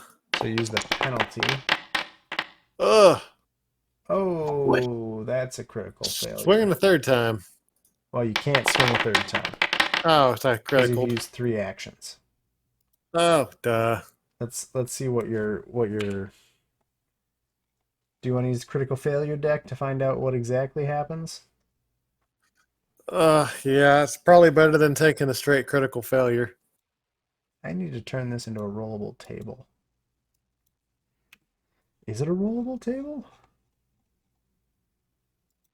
Rollable tables. Oh, Jesus, that's... Oh, wait a minute. Did I find it? Crit fumble deck. How many are there? 1d54. You want me to roll it, or do you want to roll a 1d54? Do it. Number 7. Let's see, this was a melee attack. If you're using a bludgeoning weapon, nothing happens. So you're lucky. So what it does, so these crit hit and fumble decks, by like the type of attack, it tells you what happens. I don't like this deck. I think I need to come up with a better one. Because like you don't have a bludgeoning weapon. Anyway. Cool. So you miss. That sucks. I'm going to play with the crit decks because I like the idea of crit decks, but I don't like the way it's implemented. Because, yeah, half of this is for me to figure out what I need to fix in this before we actually start playing. So I think that's all of your actions. So then it is Fumbus's turn. All right. It is time for a little bit of violence. I'm going to go for the guy in the middle and hit him with the acid. Oh, the smart choice. Oh, An 11 will not hit. So he gets his splash damage, which I think is 1 splash damage. Yep, just the one. So he gets just the 1 and nothing else really happens. So that's your first attack. To do. Do we want to fuck it with fire? Yeah. Yeah, let's go. Let's go. So that's your first map. Oh, yeah. Okay. Well, that didn't go well. Well, you get the splash damage, which actually kills him.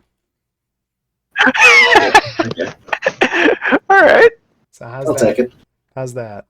And your third action. Let's see.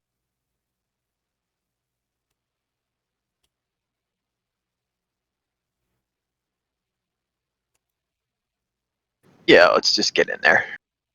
And that's it. Okay. Let me, I'm gonna just do this real quick. Just gonna do that. Cool. Okay, so then with that, we start actual combat. And guess what? That guy's dead. So Amiri, Murakana, you get to go again. It is your turn. Fantastic. Oh, we're going to go at it. And since I'm already in place, I can attack 3 times, right? You could attack 3 times, yes. So the first one is Oh, normal -5, -10. So the first attack, whatever you were attacking, failed. fantastic. The second Ooh. attack is a crit. Who are you attacking, by the way? Guy in the, oh, wait, he's dead. Get right here in front of me. Okay, so that will crit, so you can roll crit damage on it.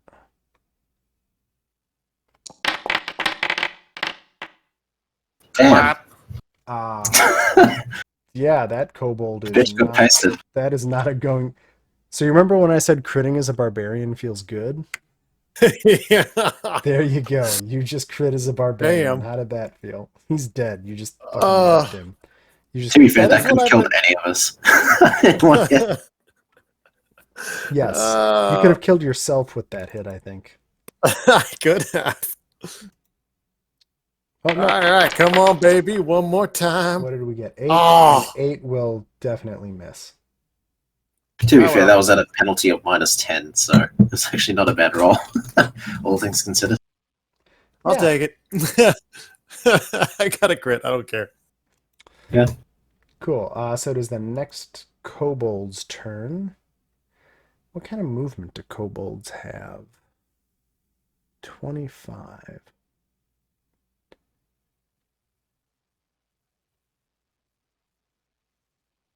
Oh, that's cool. So this is fun because there's no attacks of opportunity by default in Pathfinder. 5, 10, 15, 20. He is going to flank. Oh no. So you have a -2 AC. His Yep. and then he is going to spear Down to you. 18. Huh? So I'm down to 18. Yep. So he is going to, let's see, why is one spear that and one spear is that? Like- Oh, that's why. Okay. He's going to attack you. Interesting.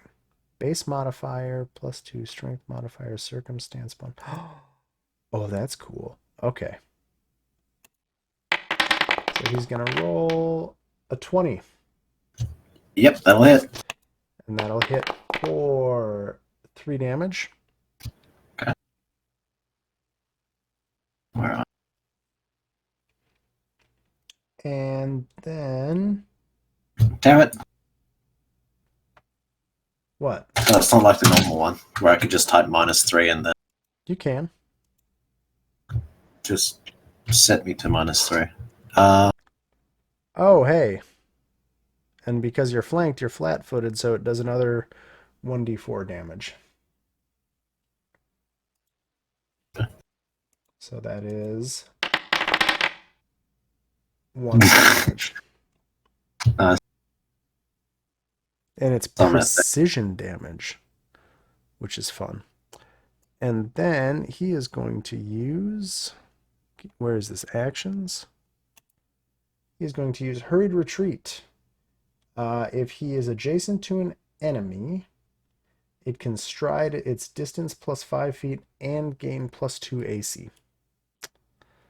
1, 2, 3, 4, 5, 6, 7. He scuttles away down a hallway in the north side of this room, outside of everyone's vision. For what it's worth, let's see here.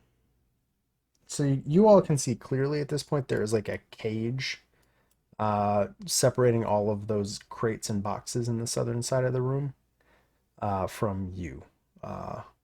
Anyway, that kobold ran down the hall, and it is Fumbus's turn.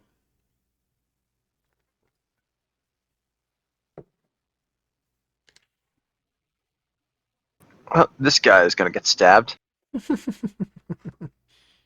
Because that's all we can do right now. So, haha. Haha. Oh. So a 20 for 1 damage. For 1. Yep. Well, you did 1 damage, so your dog slicer slices. We're going to repeat the process. Okay. I'm pretty sure whatever that is isn't going to hit. Yep. 12 is not going to 12. And because you got nothing better to do. This is going to be at a minus 10, so good luck. Yeah.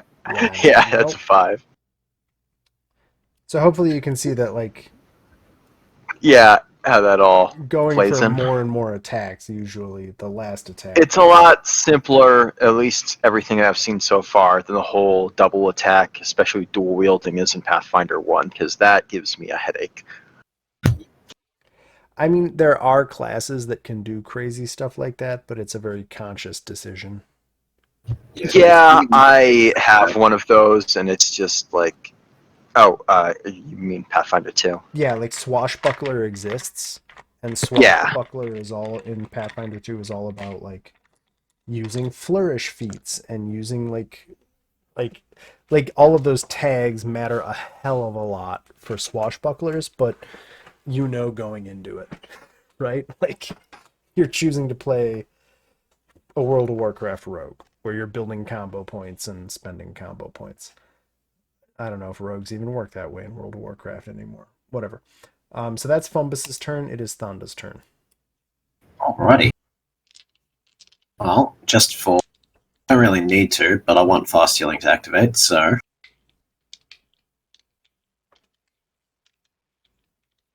Athletic Rush. Which should then turn my... a spell or a feat?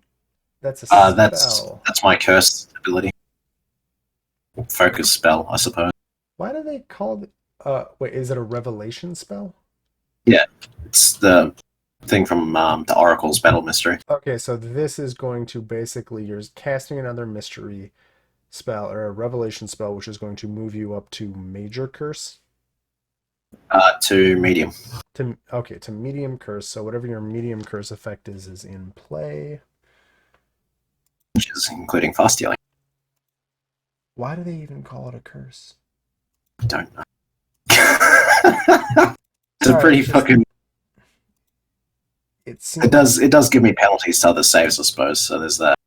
And I can reduce it less and less, the worse my curse gets.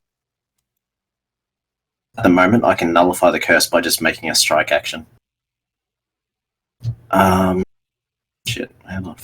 You know what? I'm not even going to worry about whatever the hell your curse is, because we're only playing this session, so that's fine. Oh yeah. No, I was just doing it to, get the handle of how any of this works. So is that both of your focus points spent then? Yes. So you've spent all of your revelation spells you can cast, right? Yep. Okay, cool. This is only relevant to him. Yes. I didn't even need... That ability doesn't help me at all. right now. It's just Okay, so your first activate action cast. was that, right? Your first action Yep. was cast time 1. 1 Yep. what? 1 action. Okay, fair enough. You're low enough level that doesn't incur any attacks, but that may in the future occur. Oh yeah, it should have been an attack opportunity, but yeah. So you're striking with a longsword. A 15 will miss. Really? Okay, shit. ACs are higher here. Oh no, but yeah. Okay then. He's an AC And 16. yeah, fair. And I'll just raise my shield again. Okay. And I Yay. guess I'll regenerate 1 hit point because Fast healing. Okay. So then it is Kobold Warrior's turn. Well, he's like, screw attacking the guy with the shield. He is going to move here and attack Fumbus with his spear. No, click on the kobold. Thank you.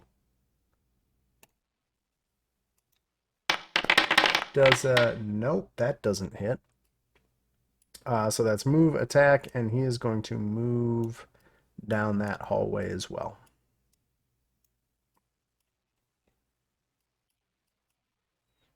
So those 2 kobolds have both retreated down that hallway.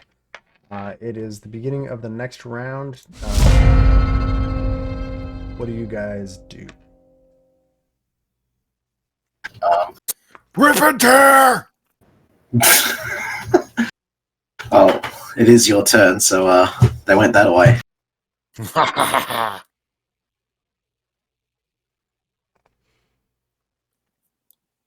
Of course, it says I'm next up, so. Oh, sorry. There we go. Down that hallway? Yep. See how far I just moved. 20. 20, so I can use. An extra 10 feet, isn't it? Because humans usually have 30. Yeah, so I have 3 action points, so I can spend 2 to move, and then So he's have got- 1 left. He's got 25 feet of movement default. Oh, same as the Oh, goblin. then I need to move 1 more foot. As you get there, Ah, shit. you have triggered a trap. Oh, And let me just look at your skills real quick. Proficiencies, is that what it's called? Yeah, proficiencies. Oh, you are untrained in this. Okay, so you need to make a thievery skill check. Fantastic. See, proficiencies. there was a reason why I was Oh. going first. Wait, you know what? Never mind. You didn't even see it. You don't get to make a thing. I just get to roll an attack. Never mind. You don't have to roll anything. Don't worry about it. Shit. So you step on that first chunk of tile there, and it triggers a bunch of blocks of stone falling from the ceiling. So I'm going to make an attack roll for that. Splat. Wait a minute. I want... Poor Mary, she had so much to live for. come on. So the attack roll is Unaffected. a Oh, 25, shit. so that'll hit, and I'm assuming that's going to hit you. Yeah, no, that hits. Yeah, and You don't even need a check. that will do 7 bludgeoning damage as rocks pelt down on you from above. Rude. Extremely. Let me just check this.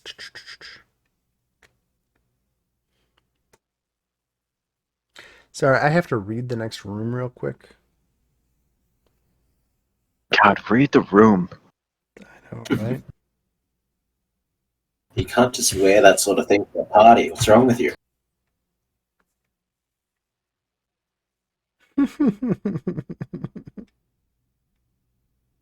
I love this. Okay, this is gonna be stupid, but yeah. Okay, so you've used your first movement. What would you like to do next? Why don't I'm going to trigger the rest of the traps. Okay, so as you run in this room, because I love this. I'm going to explain it. So as you run in, you see the kobold. You also see that there are 2 stone statues of priests to the north and the south corners, Oh god. facing a towering statue of a man in the middle of the room, which you can kind of see. He's holding out both hands. In front of the man, there's a stone altar that has 9 coins on it. And as you enter the room, a voice booms out, "In my hands I judge the value of all wealth, raising up whichever is greater. One of these coins is a deception. Find it using only 2 judgments and receive my blessing." And take your third action. Oh, you know what my third action is going to be. Swing. 12 will not hit. Damn, you were just rolling for shit tonight, man. Sorry. That'll miss. So that's the end of your turn. I'm going to crush your mother between my thighs. You know, I've been Angry and Mary. I've been playing Kingmaker lately, and I feel like Amiri would actually say that. Has anybody, Laokin, you've played Kingmaker, right? I own Yes, and Kingmaker, I it's think. absolutely like that. She is like the most macho chick I've ever seen. I don't even need to ask. I'm gonna follow this person because they obviously are better. Why are you moving, Fumbus? It's not your turn. Did I? Oh, wait. Sit your ass I down. saw the next stuff. I saw the next stuff in my head just kind of your next shorted out there. Going.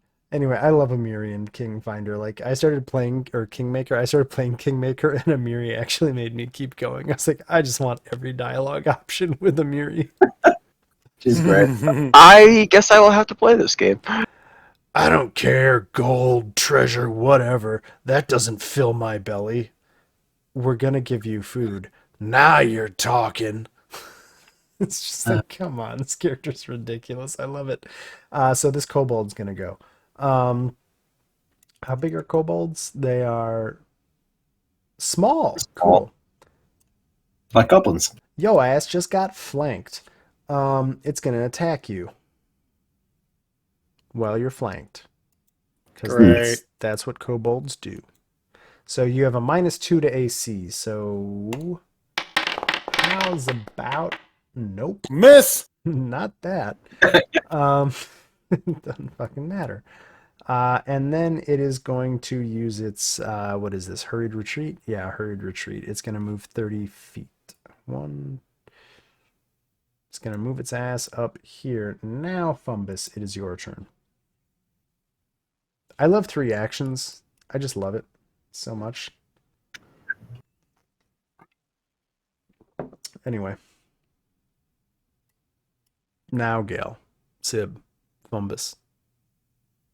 Come on, Fumbles. You can do it. We believe in you. I don't actually believe in you, but you know.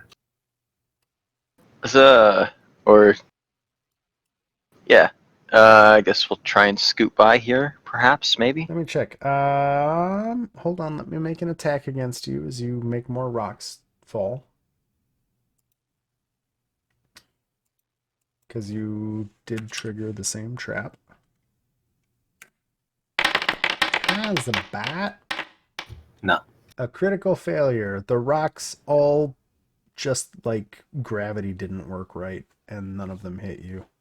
Your deft goblin form dances, cackling through these falling stones. Continue your turn.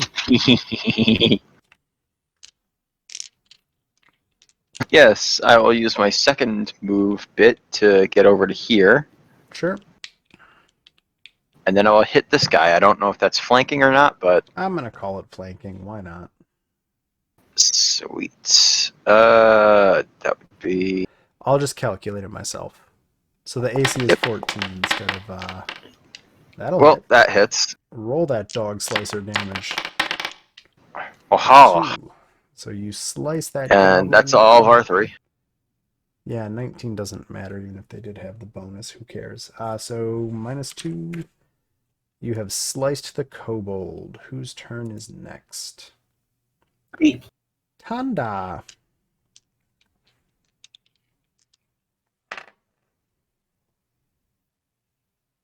Well, I can see Americana from here, can't I? Yep, he is right there. Mm-hmm.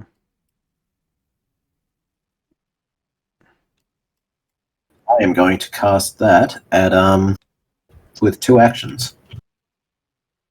If at all. Okay, so 2 actions. The spell has a range of 30 feet. So it's how much? 1d8 plus 8 hit points? Just having a look.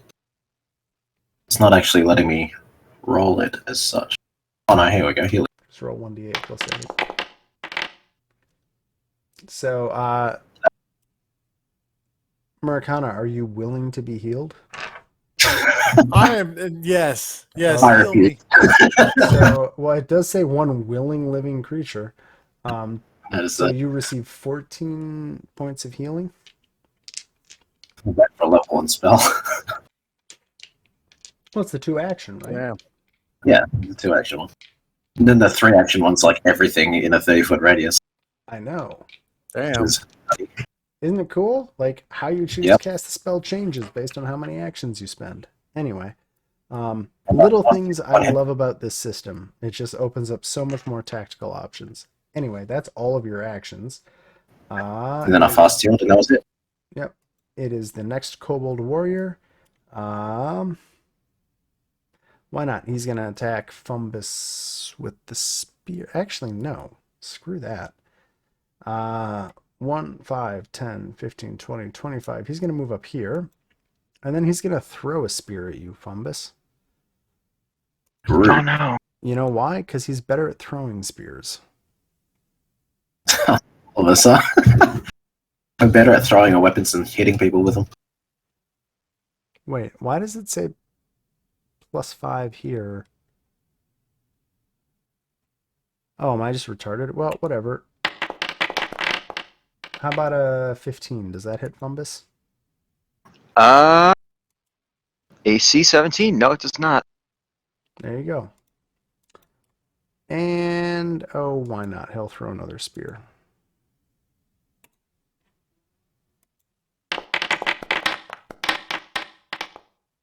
How about a 22? 22 will hit. Did that have a penalty? Was that the same one? Yeah, no, there's no penalty on that. So it'd be a Should have been a minus... So it should be a flat roll, basically, because it was a... What? +3, so it should be -5, so it'd be a 17, sorry. Does a 17 hit? 17 matches. So matches go to the winner, so you do get hit. Yep. 4 damage. Oof, ow, owie, my bones. Oh, this may be another good point to note. Pathfinder assumes that you miss a lot more in combat. It's like reactions and shit if people miss you and stuff. Yeah, just so you know, like Pathfinder, so Dungeons and Dragons expects you to hit about 60 to 70% of the time. Pathfinder expects everybody to hit about 50% of the time. So there's a lot more like positioning, and that's why like flanking and flat-footed all exist. Anyway, that's the end of the Kobold's turn. It is Amiri's turn.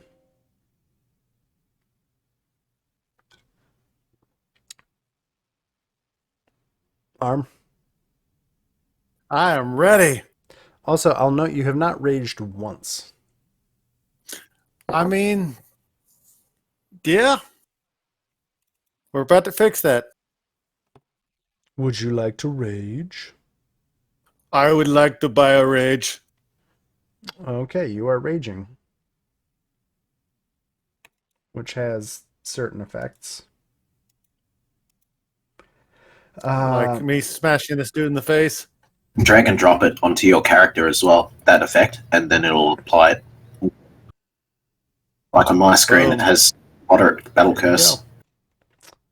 So go ahead and make your strikes. Well, you raged and then you moved. Now you strike. Oh no. And now I miss. The good news is that unlike 5th edition, Rage doesn't require you to attack or take damage. You just do it, and It just lasts how lasts for a minute. Cool. Well, so that was underwhelming. He did get temporary hit points, though. Yes, he does get temporary hit points. So the kobolds are going to go, or the one kobold is. He is going to flank you. He is going to spear you. He is going to crit you, which is fun for me. And do 8 damage. I think it was the best. Oh, and he's going to do 1d4 precision damage. Because he gets sneak attack. So he also does 3 damage. So a total of 11 damage. And then he's going to be a little disengaging bitch. And he's going to use his hurried retreat to go 1, 10, 5. Well, that's 20 feet and 30 feet. Cool. And that is the end of the kobold's turn. It is Fumbus's turn.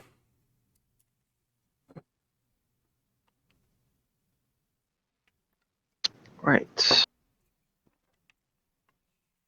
is a hell of a running combat. Right. Huzzah! I feel like I'm running And it let's smarter just than try and it's stab supposed this to guy be run. twice. They are kobolds. Oh, that's fun. Makes it more So that's challenging. 12, but with flanking. So So that would be his AC would be 14. womp womp. And let's try again. No, that's not gonna work. No. We're just angry goblins screaming with the fucking gas. Slice, slice, slice. So that would be Yeah, really intimidating. Thonda's turn. All the way back here. So shit. There was a trap in front of me, right? Yep. Can I like disarm it or something? Or You can try a thievery check to disable it. That is an action. Jesus. Let's that's gonna go. see here. Sorry, I'm just double checking.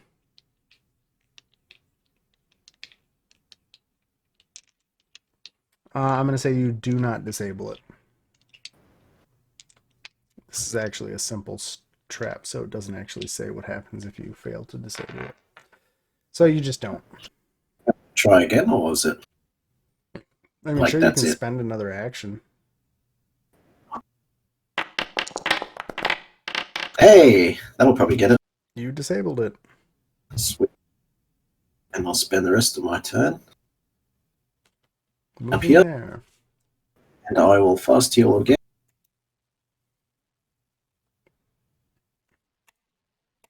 Okay, it is this kobold's turn. It is going to...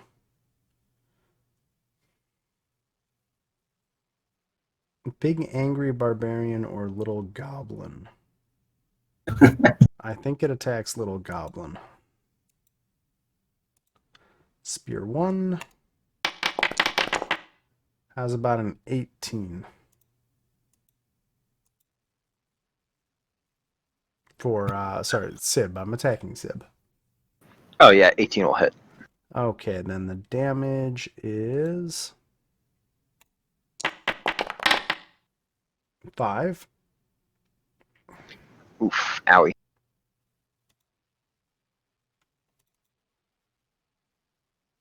And he will attack you one more time at a penalty.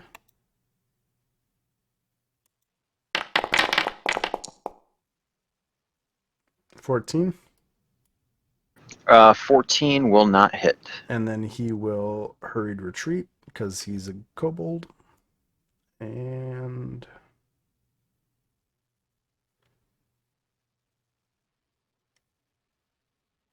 run up to the north. Next turn, or next round. Wow, Pathfinder combat. We made it to round 4. What the fuck?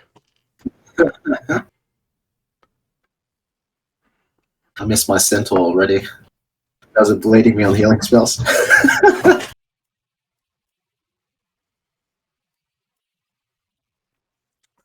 So it is. Sorry, I'm sorry. It is Amiri's turn.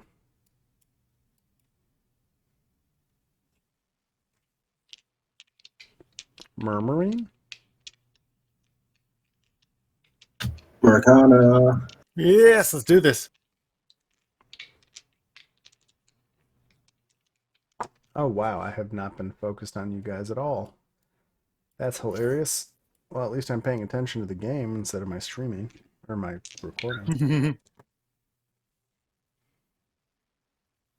Wait, I gotta measure that out. Yeah, should be. Also, that's probably another trap room, so do we have any healing spells left? One more, yeah. Hmm. Do you have like a ranged weapon that you can like chuck stuff at it? Or I shoot do it? not. Amiri is not a bitch.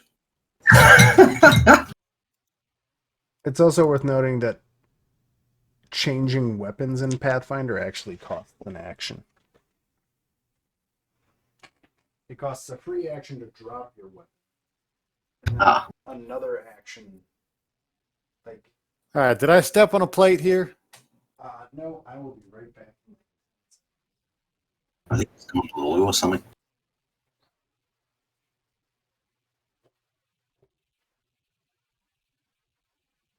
You stepped on a landmine, we all die.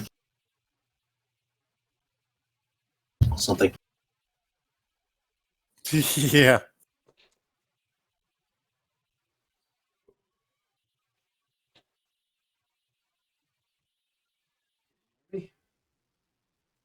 Yeah, you're a bit quiet, but Cardiated or whatever it is actually works on this mic. Okay, sorry. No, there are no traps there. Or you do not trigger any traps. Whatever. Ugh, it's speck in my sock. So you moved. You have 2 actions remaining. You are also still raging. Fantastic. Let's cause some pain.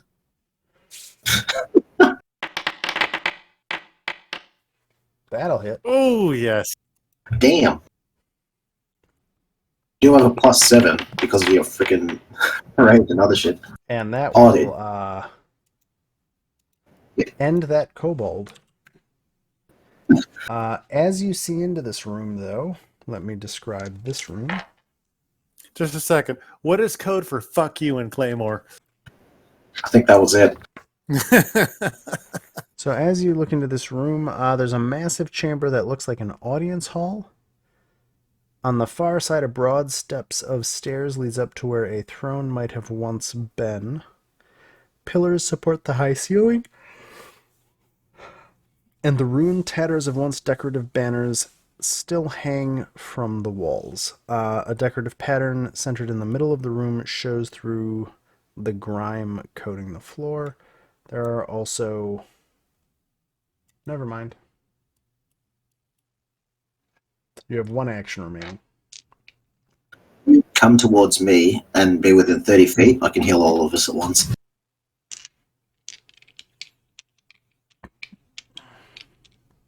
Yoink. Sweet.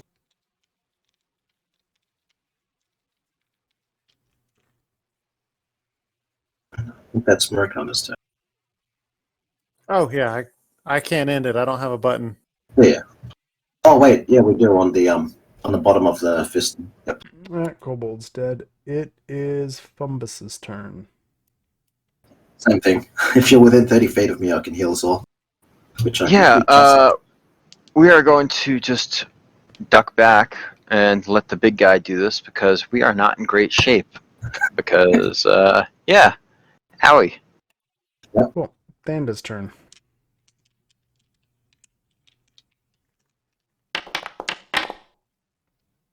Six, and that is for +8. So everyone gets 14 healing because I just spent 3 actions on it.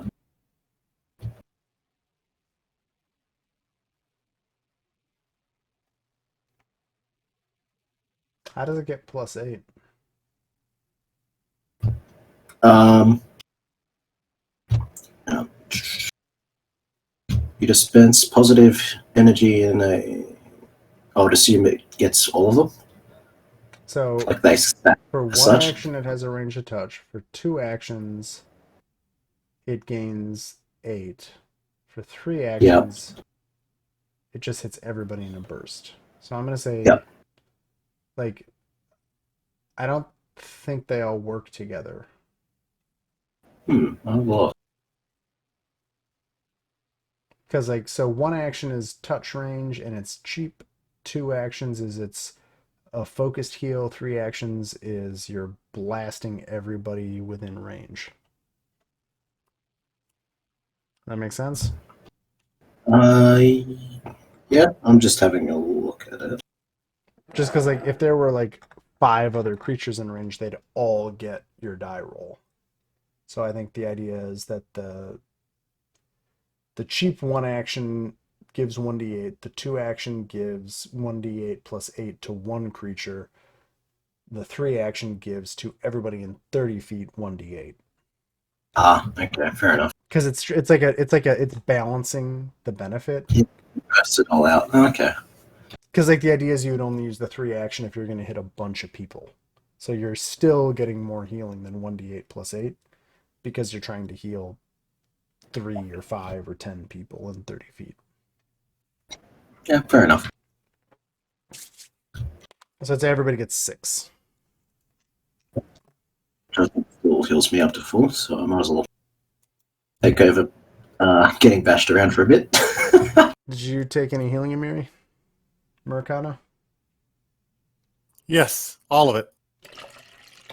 Cool. Did you add it to your character? No, you don't get Nope, 11. forgot to do that.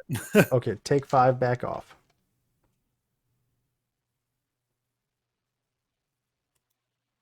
Oh wait, we took 6. Duh. Yeah.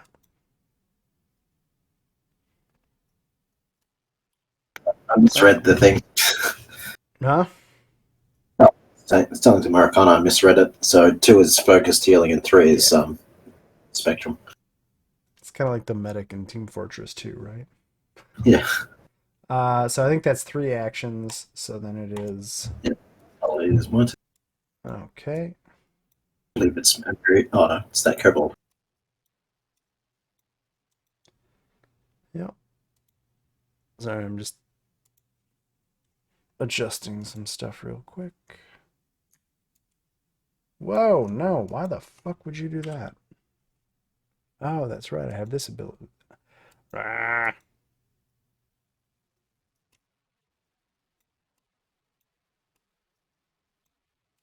Oh, Jesus Christ. Just work. There we go.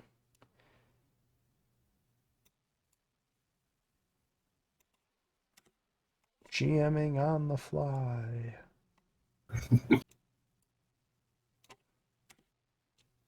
Ugh, that was a mistake. Whatever. And that's good. Okay. Arm, it is your turn. Fantastic.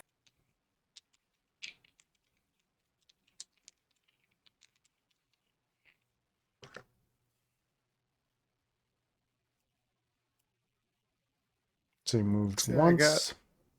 Yeah, it's 25 feet. Oh, fuck, I'm about to get pegged.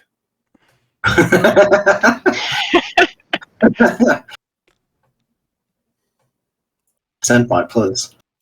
We're going to stop right there. Okay, make a perception check.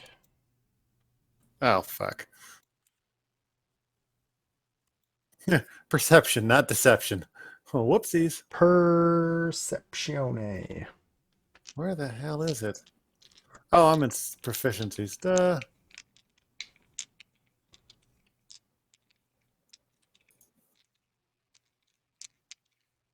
Where the heck is perception? Is that under proficiencies? It's on the main tab. It's under right under your AC. Ah, okay. AC. Like it says perception. Okay. Oh boy. Cool. Thank you. So you move twice and then you stop there behind that pillar. Yes. But I am going to move one more time. Ugh. No. All right. I am going to stay right there because I am in cover. Oh, wait. You ran across the floor there? Yeah. Da, da, da, da, da. Ah, shit. You're going to get shot by a bunch of spears that shoot out of the wall. Fuck. So that, no, that's not a D12. I need a D10. D10, or no, D20 plus that. What just happened? Does a 22 hit you? Yeah. You take 6 piercing damage as a spear slams into you as you run across the floor. You Glad I got triggered healed. some sort of pressure plate.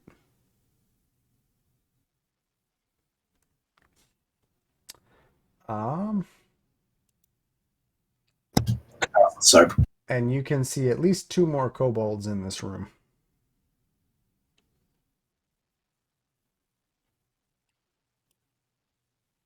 I think that's all your movement. Was that 3 movements? That's everything I got. I'm going to have to stay there. Okay, that guy's dead, so let's just get rid of him. Let's see. This guy, he's not hidden. So this kobold is going to throw a spear at you, Amiri. He's going to make it at a -2 because you are in partial cover. So his first attack, that'll miss. And I think he'll probably do a second attack.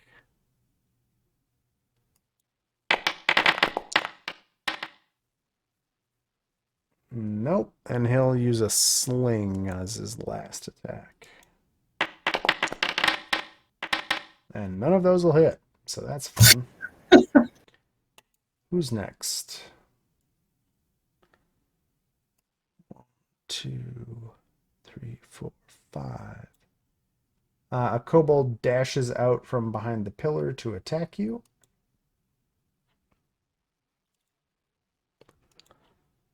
So the first attack, does a 16 hit you? Nope. Wait. No, it doesn't. Are you raging? I am raging. it'll affect him by default anyway. If he Yeah. has. So is your So is that- AC 16 or 17? My AC is, well, I thought they affect addicts. I thought my AC was 18. Oh, well then you're good. Cool. Then you are okay. So move, attack. Oh wait, no, I don't want to attack with you. I want to attack with Kobold. It's gonna try to. Oh no! Stop that! Stop it! We'll attack with a -2. Nope, that won't hit.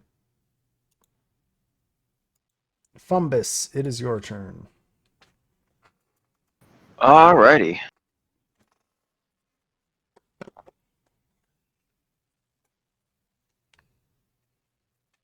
You're unaware of really anything that has happened in the room beyond at this Yeah, point. we're just gonna keep moving up a little bit, move up a little bit more, go meet our friend. Oh, oh dear. Make a perception check. That would be perception. Oh, no, that's not it. It's on the main tab, or like it's on the Is it left side under AC.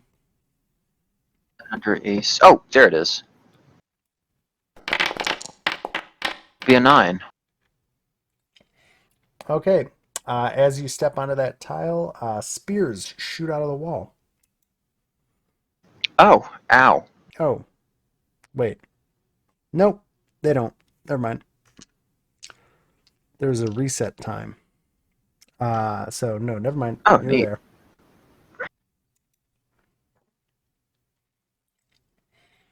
A lot of traps in Pathfinder have reset times. So, like, how many rocks did they put in that fucking rockfall trap? All right. Yeah, we're just gonna hide behind this pillar then. We're good. We'll let them come to us. Okay. Let's see. Well, I guess Arm, you can see him, can't you? Wait. Oh No. yeah, baby. Oh, Fumbus, you can just make him out. Okay, cool. What can this guy do? Sorry, that.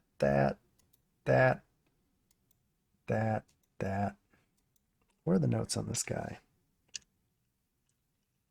No.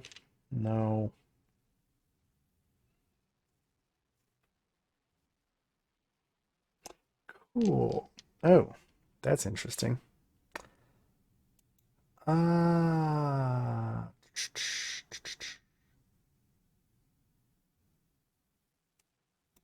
5, 10, 15, 25.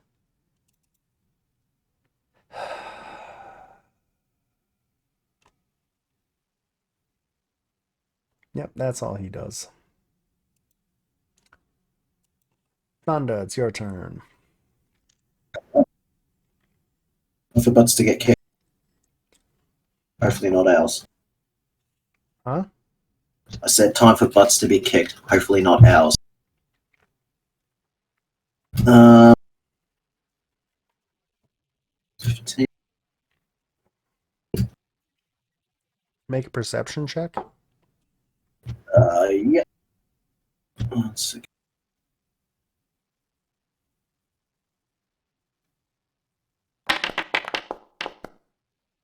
Oh boy. Cool. Carry on.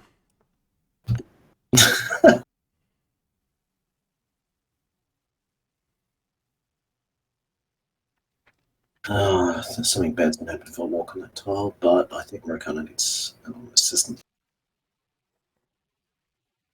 That should be all of my moves. 3 moves?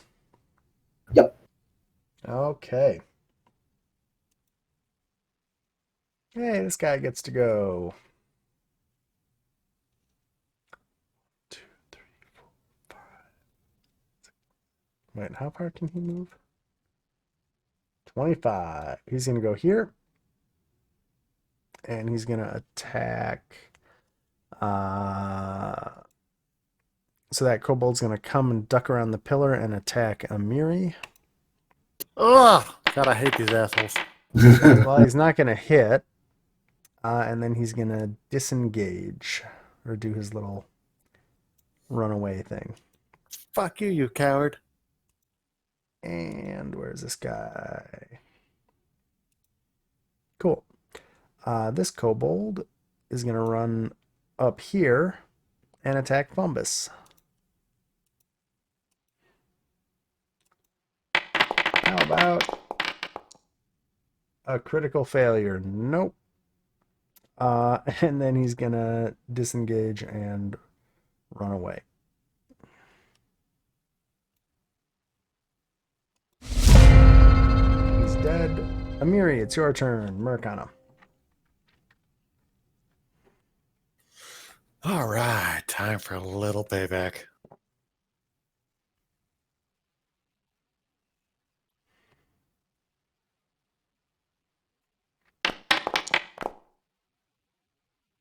Fuck yeah. 20 will certainly hit. And that's 11 plus a bunch. Yeah, that guy's just splat. There is no longer a kobold there. All right. Now, how far can a character jump if they're running? Jumping. Long I jump, know. you get fucking high jump, lots of different things. Let me look up long jump. Pathfinder Because 2e. if I can clear these two bloody stairs or squares, I don't want to step on them. So long jump is a 2 action. So it costs 2 action. Frick. You stride, then make a horizontal leap and attempt an athletics check to increase the length of your jump. You have to stride at least 10 feet. Let's just look up what leap is. Well, maybe I should put Pathfinder 2e after leap. A leap is a single action, which is 10 feet. You can leap 15 feet. Hell So yeah. your standing leap distance is 15 feet, but you can't leap through a pillar. Yeah, it's unfortunate. Not with that kind of negativity. I'm sure if he was like a rock elemental, he wouldn't be saying that.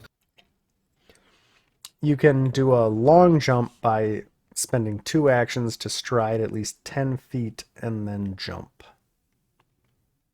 Well, I can't get 10 feet in any direction. So, that's 1. It's 5. Yeah, this works. Screw it. Are you just striding that distance? Yeah, I'm just going for it. Cool. You do so. That's 1 action. Fantastic. Well, you know what's coming next. Swing and a miss. How did you get a 9? I have no idea. How do you have a -3? Oh no, roll that again. You rolled your multiple attack penalty -10. Oh, That's So not correct. that would have actually been a hold on. It would have been a hold on. You would have had hold on. You would I've have had had 19. you would have had 19. So 19 would have hit that kobold. So just roll the damage. Okay, I'll take it. Hey, you killed it. Splat. So you have 1 action left. Do I now? So you strided once, you attacked once. I attacked twice. So you use the second one, right? Like Yeah. because there's 3 numbers there. There's like the plus, minus, minus, or whatever. Yeah. Okay, so yeah. So then I have 1 attack left. Oh, Wait, sorry. no, So the you have stride? so when you look at that, are you looking at the little drop down menu? Yes. So the +7 is your first attack for the bastard sword. The +2 is your second attack. The -3 is your third attack. Like that Okay. number is telling you what your 2-hit bonus is. It's automatically Okay. calculating for you. So is striding not an action? Striding is an action. So you strode one. You did 1 stride to get there. Then you spent 1 strike to hit, and now you have a third action left, so you can strike again. And But I this spin it strike, because I murdered this dude. yeah, so your second, because it's your second strike, it takes your first multiple attack penalty. Make sense? Oh, okay. Oh, then I'm gonna splat this dude. So roll your attack with the second box.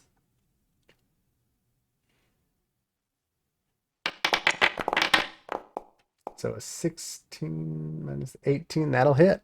Roll damage. So that's Ugh. 8 damage. So you definitely hit him. He's awake. He is awake, and I think that is your turn. That is indeed my turn. So now I go to which guy do I get here? This guy. Wow, he's in a bad position.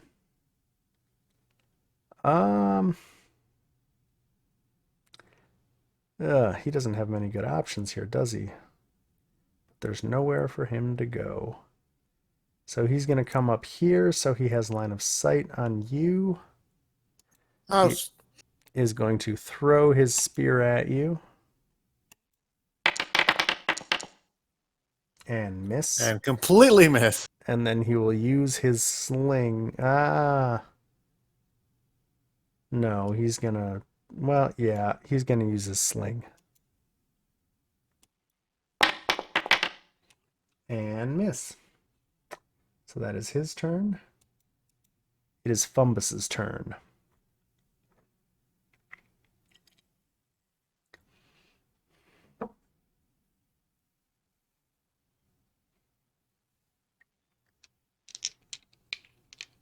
Right.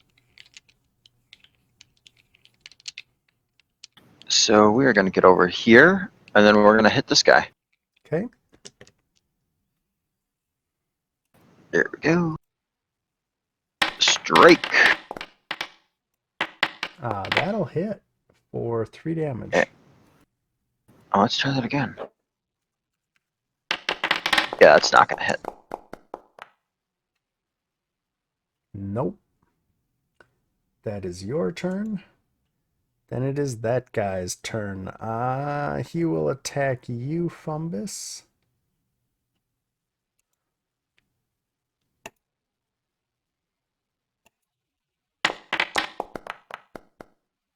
That is going to hit. Yeah, it will. That will hit for 4 damage. And he will attack one more time. That'll miss. And then, does he have that silly ability? Yes, he does. He's going to run behind this pillar. Thanda, it is your turn. All right.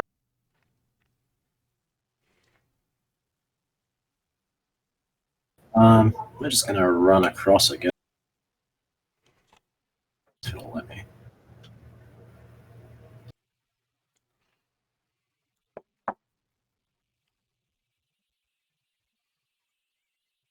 Damn it. Oh, it's not letting me go around the pillar. Yep.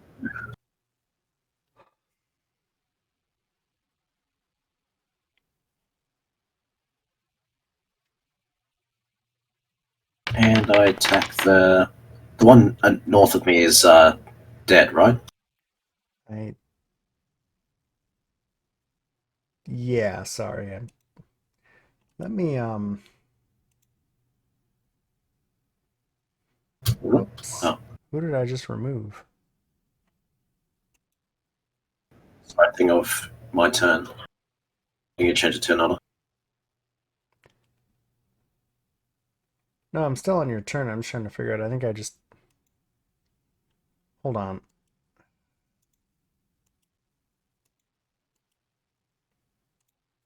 I'm trying to remove the dead guys from the turn order. I'm just gonna.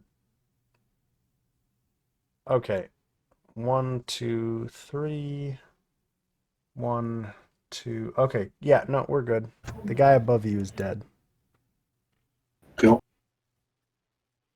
So we'll attack the one adjacent. Hey. Hey, did it all at once. Yeah, moderate battle So, curse. An 11. Wait. Okay, no, sorry. 21 hits, and the 11 was the damage? Because it's 1d8 plus 2 in Okay. the battle curse. That one is dead. Once. So you have what? 1 action remaining? Yeah. Yep. I shall. Is that blue one dead as well, or is that? No. Wait, what? Well, you can't see the blue one, so you don't know.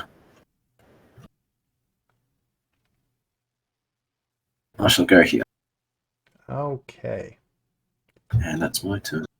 So this guy that you are right next to will attack with his spear once. That'll miss.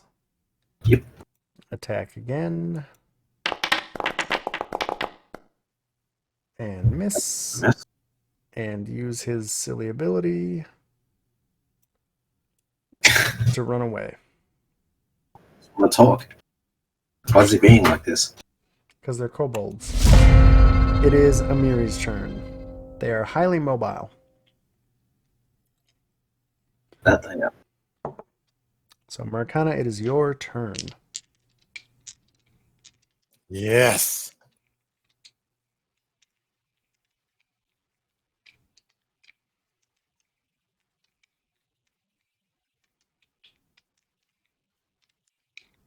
Yeah, look at that. I can make it not.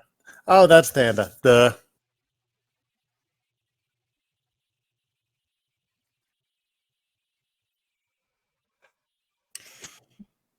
With my charge action, that is still.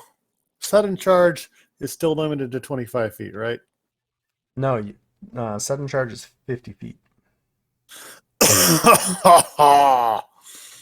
I was not paying attention during that part. Pretty good, actually. Barbarians are super fucking mobile, especially later on. Okay. So then you get Surprise, a strike. bitch! I think that monks are faster than barbarians. Oh. Yeah, but that won't hit, unfortunately. So you have one action left. Do you want to strike again? 13 will not hit. Damn it. That's all of your turn. And Fumbus, it is your turn. All right. Go over there. Yeah, let's go over there. And stabby stab for 15. 15 will hit because, well, let's see. Flanking? Well, so he gets +2 and -2, so it cancels out. So that's not enough to hit. So he has an AC of 16, +2 for his hurried retreat ability. Oh, wait. No, it doesn't. Never mind. Yeah, that hits. Sorry. I'm Cool. reading the ability correctly. Oh shit, that's not the button. It's not the 5. I accidentally rolled the critical. Okay. Yeah, 5 damage. He is not dead, but he's severely wounded. So that was move, attack, attack. No, wait, that was move, attack. You have one action left. All right. Let's just hit him again. Okay. For 4, yeah, it's not gonna work. Nope. And it is this guy's turn.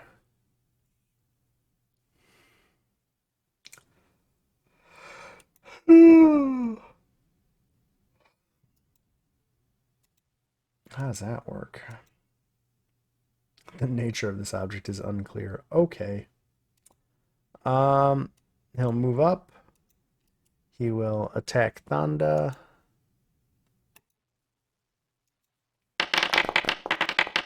For 21. Yep. For 8 damage. And I think he'll try to attack again. For 17. Yeah, that'll do it, because I don't have my shield raised. And will damage you. For 5.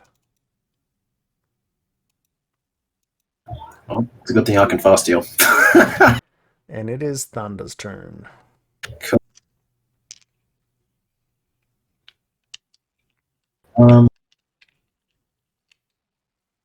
Well, we're gonna slap him back.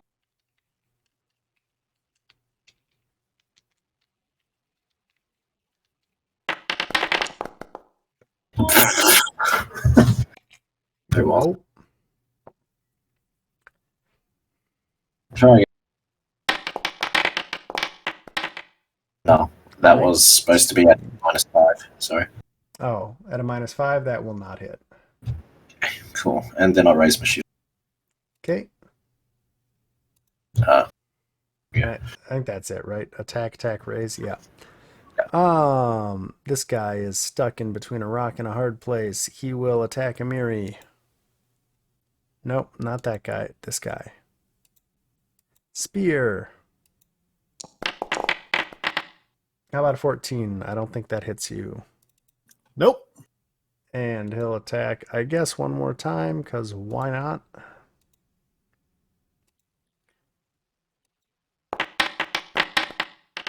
And that'll miss. Yes. And he'll run, I guess, over here, because he's running out of places to go. It is Amiri's turn. Hell yeah.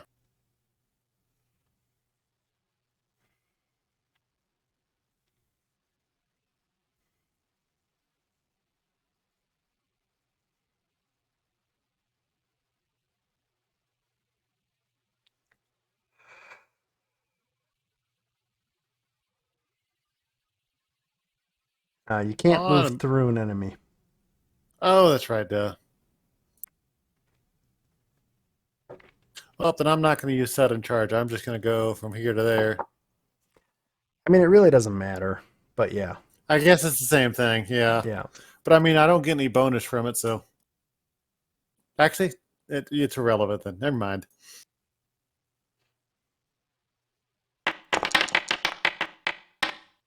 That'll hit. And Splat. that'll kill the shit out of him. That kobold is no longer a going concern. You have killed it, so you have used 2 actions. You have 1 more action.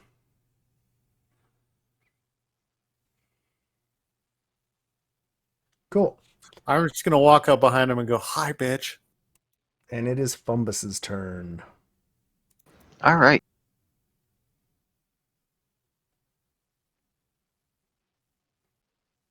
Get over there. So And that's this, flanking.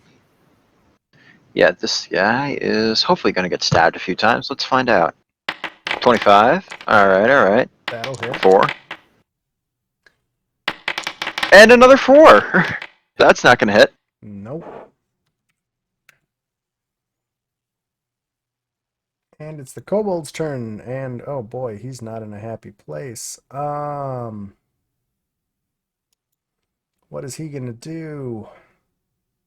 He's gonna attack Thonda. Rude. Do it. For 6 damage.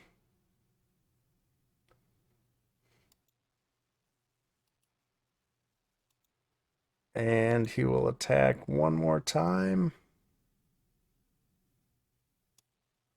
Oh, I should have been using his spear this whole time. I'm an idiot. Whatever, he's using a short sword. 12 will not hit. And then he will...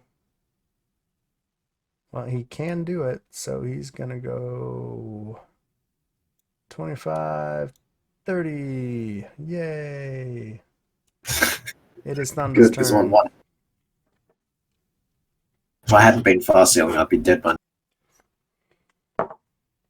And I've been using the wrong attack for him this whole time. Where is... Can't, like, transfer my javelins out to my inventory for some reason. Out of my bag, I guess. Oh, now what did I do? Fuck.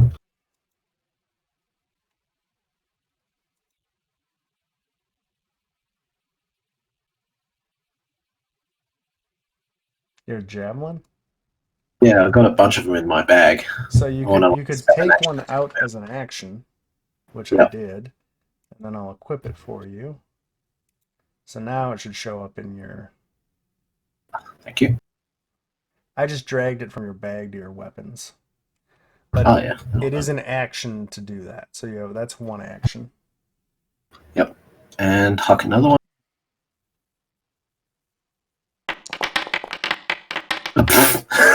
Apparently throw it at myself or something. I'm just going to say you fail utterly at that, and you have 1 action left. I'll raise my shield again. Okay.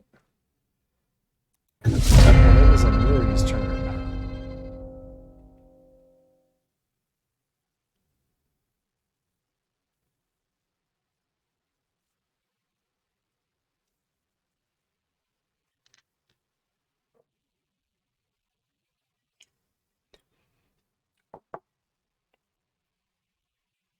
Arm, What's up? it's your turn. Yes. God, he is a mobile bastard. They really are. And again, they only have 8 hit points on average.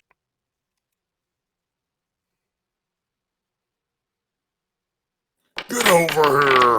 Or I'll come to you. That'll hit. Sweet dreams are made of these. You killed him.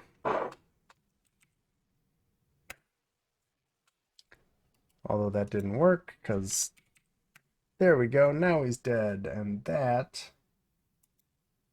Oh, well, no, let's not do that. Let's do that.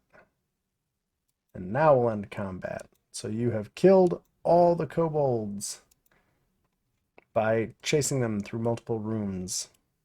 Traps. We came, we found people, we murdered them all. Like that, it just passes out. Ugh. Oh wait, hang on. How long is the turn again? 6 seconds. It's the same. Oh, cool. So because I'm healing 1 every 6 seconds, so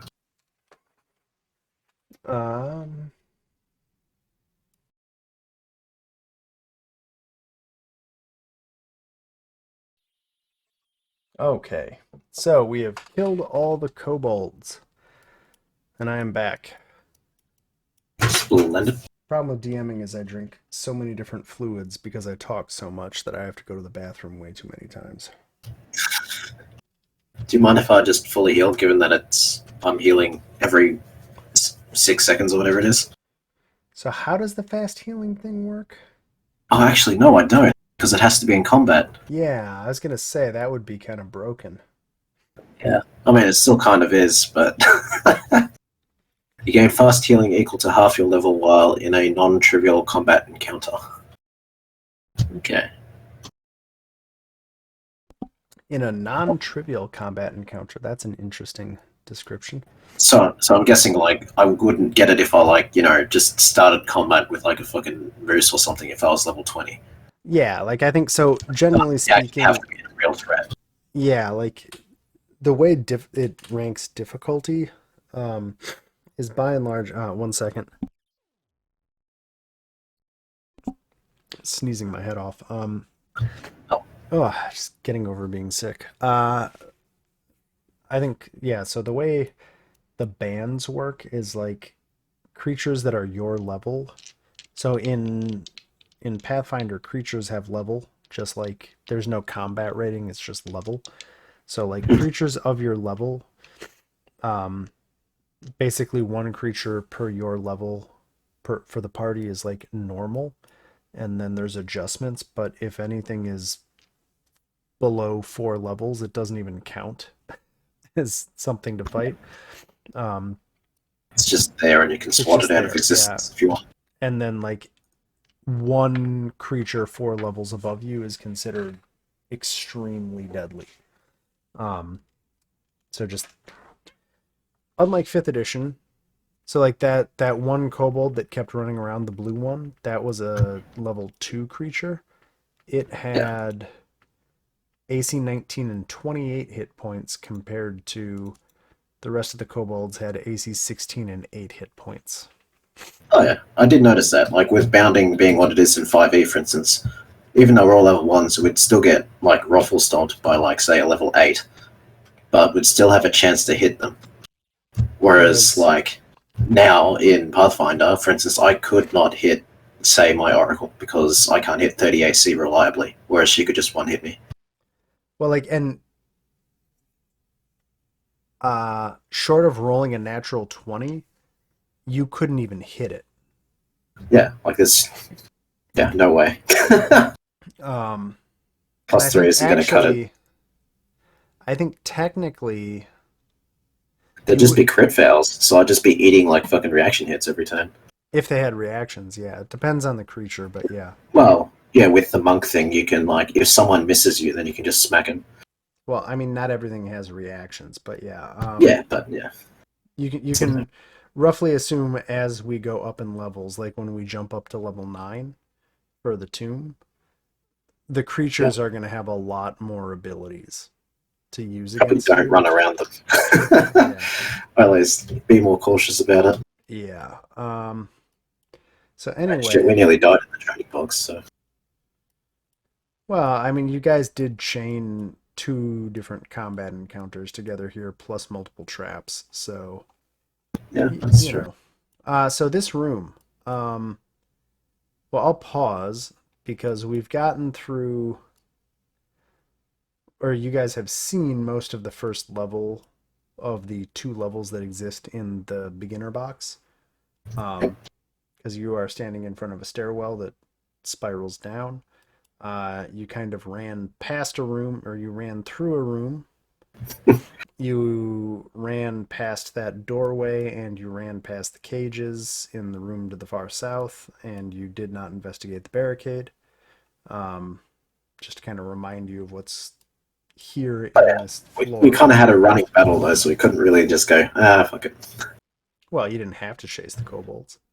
Well, I mean, you kind of have to. Like, if something runs, you have to chase it. Sure, That's the rules. sure. Um, Even if it means chasing it out into Isaac and getting killed by Concord. yeah. Uh, so first question, any questions about how combat went, or any comments or anything from anyone? No, I No, it love seemed reasonable Pathfinder. enough. Yeah. Yeah, I think the I am gonna say, is there like a oh god, what was the feat I took last time that made me take half damage? Not like resistance to so stuff, you there's mean? oh so yeah, like we're gonna build your character arm. I'll probably like try to find some time to do that with you, Okay. just to like go through it, because when you build a character in Pathfinder, every level you get somewhere between 1 and 3 feats that you get to choose. Um, Ugh. and that's how Yeah. you build a character in Pathfinder. Um, like so, like in 5th edition, you know how you pick your character and then you pick your subclass, and that's pretty much it. Yeah. In Pathfinder, so there's 4 types of feats. There's general feats, which are just kind of like they help you build the flavor of your character. There's ancestry feats, which you get, I think, a couple of over the course of your character that are based on what you would call race in another edition. Um, and those are more just like, do you get dark vision? Do you get, resistance? Do you get whatever? Um, there are skill feats, which you use to help make your skills better. And then there are class feats. And so, like, barbarians are martials, so their class feats are all about gaining abilities that you can use in combat. Um, so, like, you might pick a feat that gives you resistance, and the way resistance works, so, like, you know how in 5th edition resistance is just half damage? Uh, Yeah. in Pathfinder, resistance is a number, and that damage is. So, like, if you have fire resistance 5, any fire damage you receive is reduced by 5. If you have resistance physical 7, any physical damage is reduced by 7. So it's a lot more granular. That said, I think there is a barbarian build that does give you resistance to. Okay, good. Because I love Bear Totem. Like, I just like being a freaking brick. Yeah, so when we. Admittedly, then Barbarian, you might want to like spec into something else as well, like say Barbarian Warrior or something, because Barbarian on its own is, at least to my understanding, kind of an ambusher. You know, at least by default. Like you could make it tankier, but generally, if you want to make it even more so, Warriors and shit, what's the other one? Champions. Champions are Yeah, they're paladins. tanky as fuck. Yeah. Um, so yeah, one of the options I want to give you guys to be a little more metagamey is there are rules, options, where you can either, well, it's not either, but there's one rule option where you can literally just pick two classes and you just get to progress both classes at the same time. So you can pick any two classes and there's no penalty. It's just you get to be one class and you get to be another class. That does make your character usually more powerful, but it also gives you more versatility. That's one option. The second option that I'm going to open up that's a bit harder to do is called free varianting, free variant archetyping. And that basically opens up a separate feat progression where you can either dip into classes at a slightly reduced progression.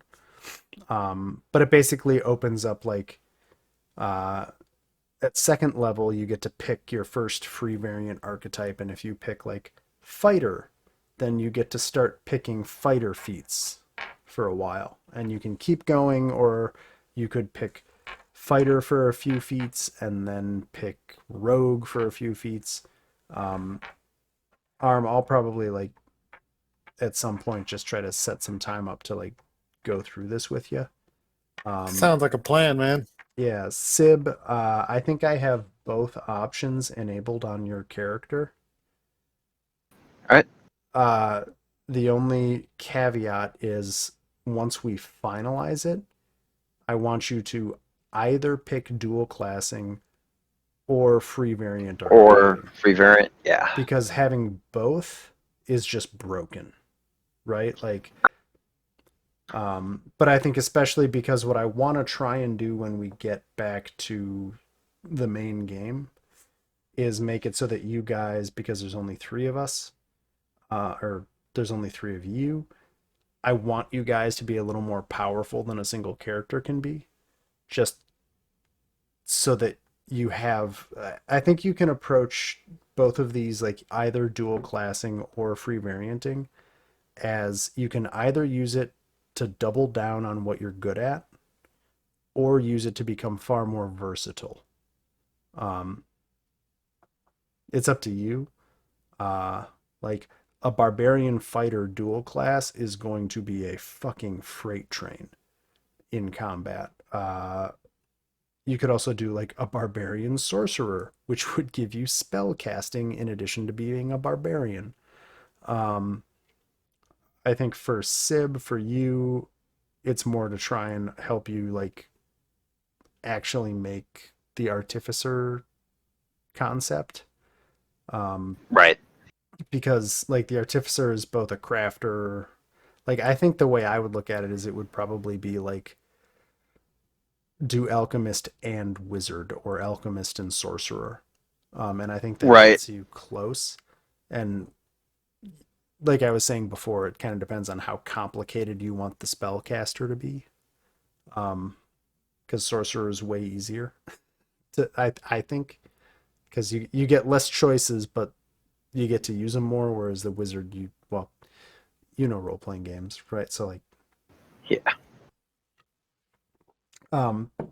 But there's also other archetypes in Pathfinder that are not classes, like lore master, linguist. Yeah. There's a couple more, and they're all so. Sib, you've already started playing around with Hero Lab. All of it's enabled in there. The only recommendation I make is that you go level by level, because there's an option in your character when you go to like my classes, you could bump that number up to 9, but then it's not gonna validate level by level. It's just gonna validate it at level 9. So I would highly recommend doing it level by level, because then you get a more realistic progression, if that makes sense. Yeah. And if you want another character or two to play with and compare, just let me know. I can make extra characters for you to play with. Because when I build characters, I know I'm like a fucking numbers nerd, but I often make like 3 parallel versions of the same character because I like doing that. I don't know how you approach character creation in Pathfinder, but that's how I've always done it. So just let me know. Like it takes me, All right. and I work from home most of the time right now, so it's not like I can't pop into Hero Lab and add a thing for you. Arm, I think you and I will just have to like try to find some time in the next 2 weeks to like sit down and just build a character. Just figure it out. Yeah, because I've played with a couple of barbarian builds to try and get some ideas. Um, I won't lie, character building is far more complicated in Pathfinder, just because it is a system that is built to give it's like building in BattleTech, if that makes sense. Like you get to pick. That makes it makes a lot more sense because it feels like in 5e, I just kind of like lucked my way into a good build. I don't feel like I can do that here. So the good news is in Pathfinder 2, unlike Pathfinder 1, it's hard to make a bad build. Like Pathfinder 1, without going into super duper history of how it works, you can really make bad builds in Pathfinder 1. In Pathfinder 2, if you don't make a good build, it'll just be kind of like, it'll still work. Because they fixed a lot of they fixed a lot of the numbers progression, so even if you don't pick the most optimal stuff, you're still a barbarian's still going to be good at smashing face.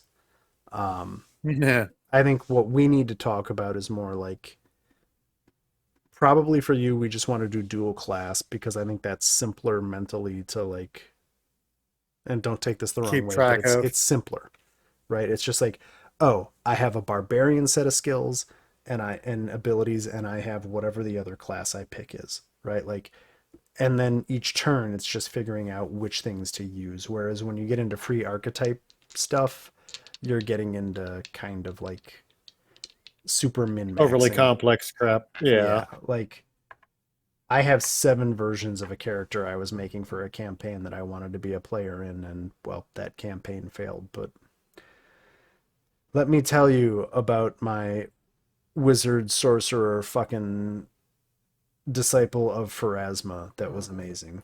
Oh God. She had 11 cantrips at level 2 and could speak 12 languages. Also, sneeze at her and she would have died. But like she was really good at anything that wasn't getting hit. Anyway, we'll figure it out. I guess my big question for you guys is, so this whole beginner box is designed to slowly, like we kind of just did combat after combat after combat. There is other stuff in this level and the second level that introduces other parts of the game.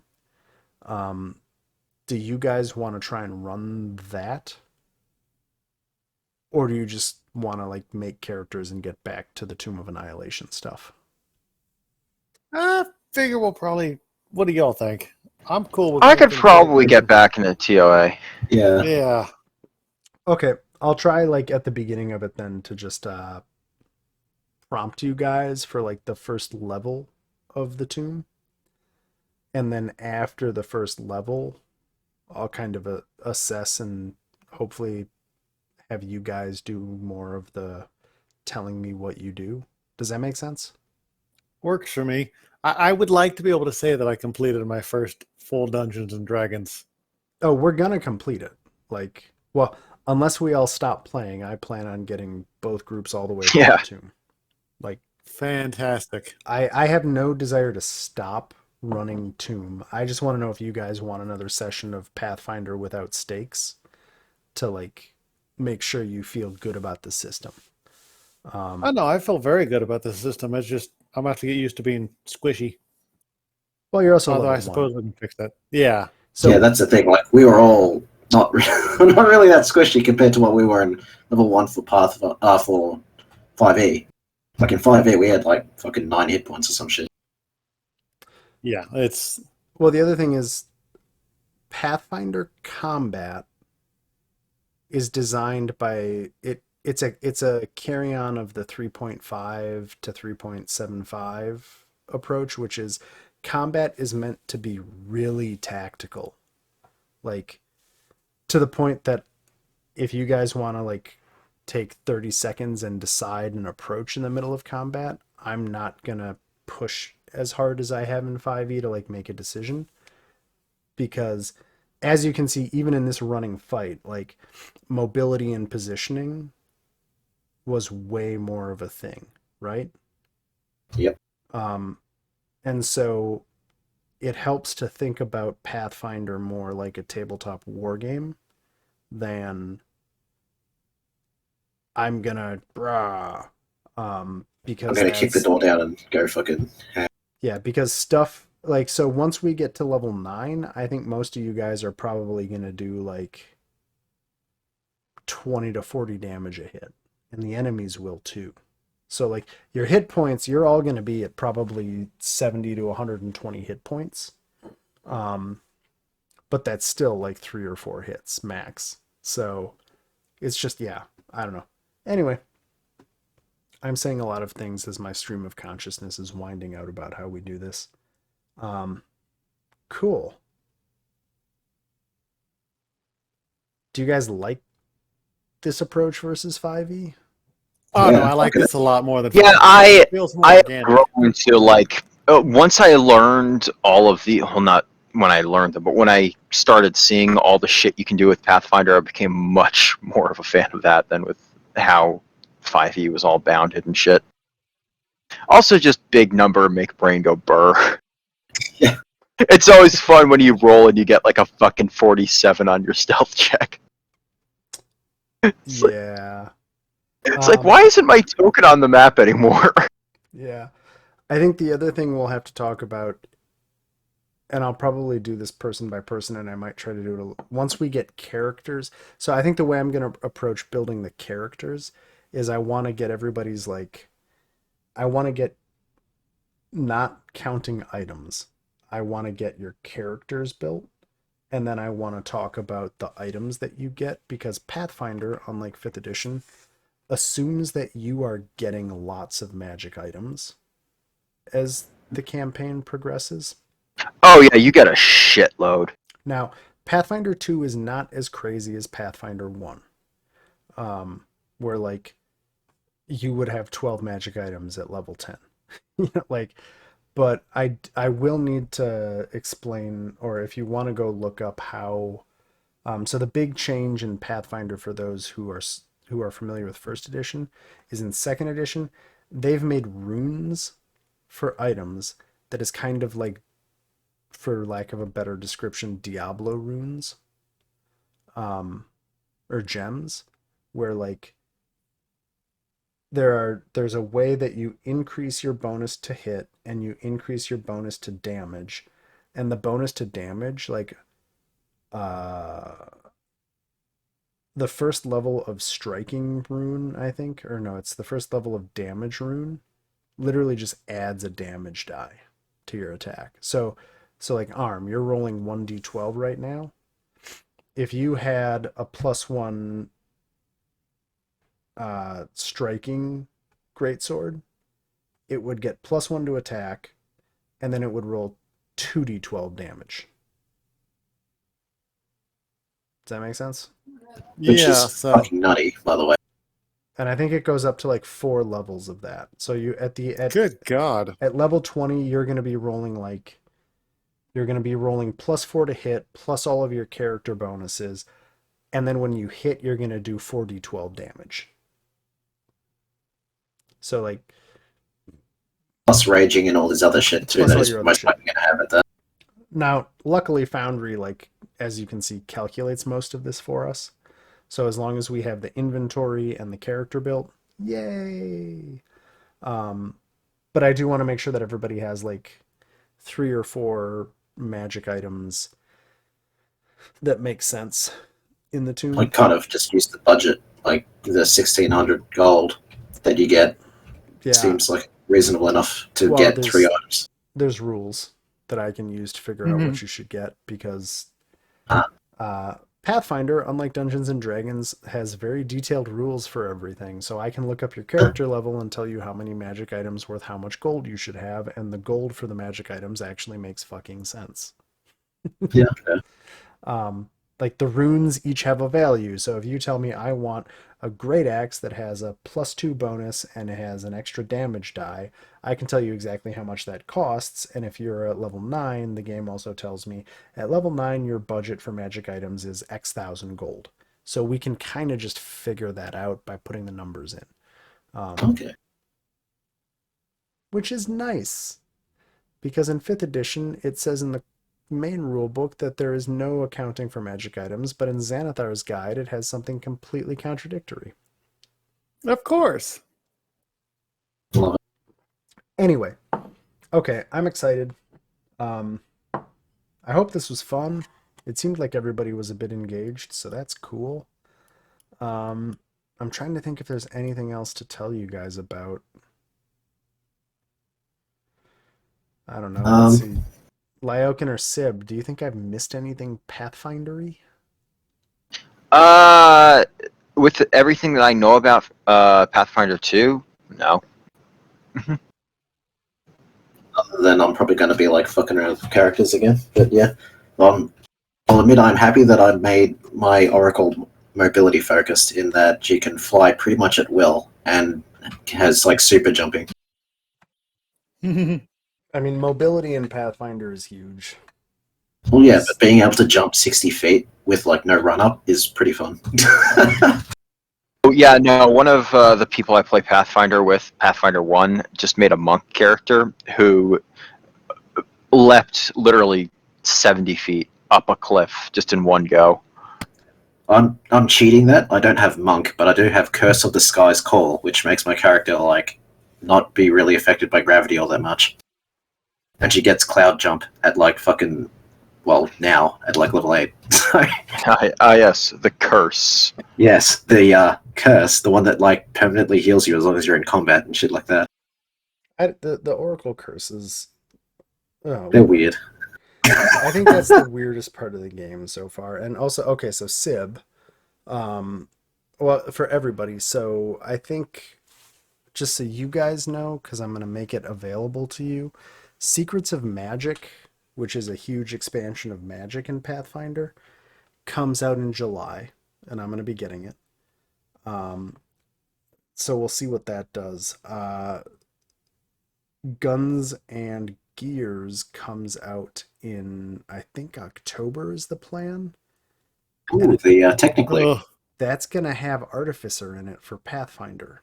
So when we hit that point, Sib, we can just decide if we want to remake your character. All right. And then, okay, last question I have tonight, because this does impact what I do as a DM.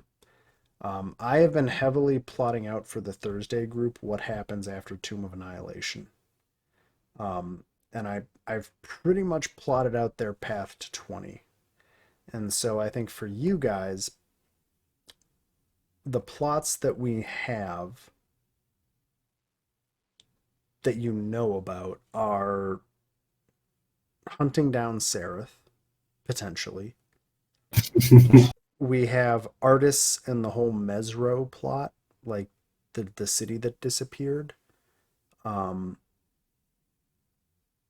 Sib, I don't. So I think for Lyokin, I have some pretty good ideas for how to keep going with your characters and like the NPCs that have interacted with you.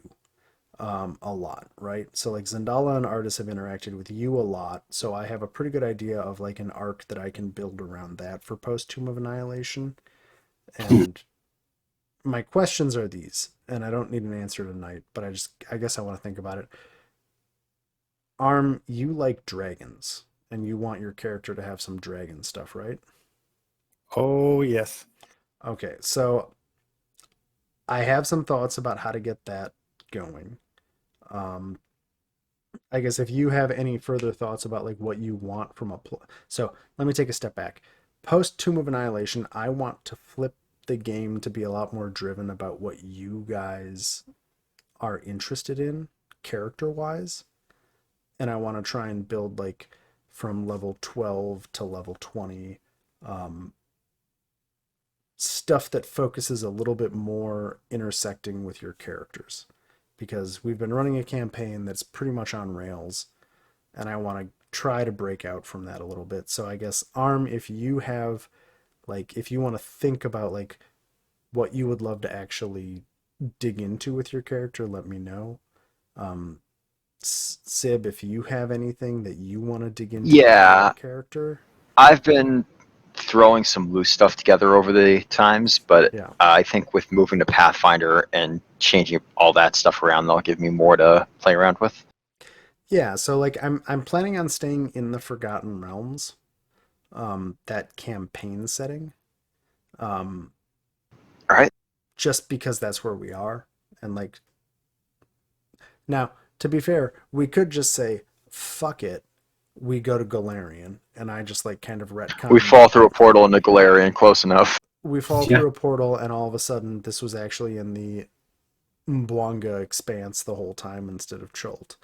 But at least from a verisimilitude approach, it seems to make sense to just stay in the Forgotten Realms for this campaign, right? Just because then, yeah, whatever. So yeah, if you have stuff you want, let me know. Lyokin, I don't think resolving Sereth is... That doesn't get us all the way there. Yeah. And I'm building a lot of content for the other group because they're kind of more just 5th edition, and I have multiple modules in 5th edition that I am putting together and kind of doing a greatest hits of to get from 12 to 20.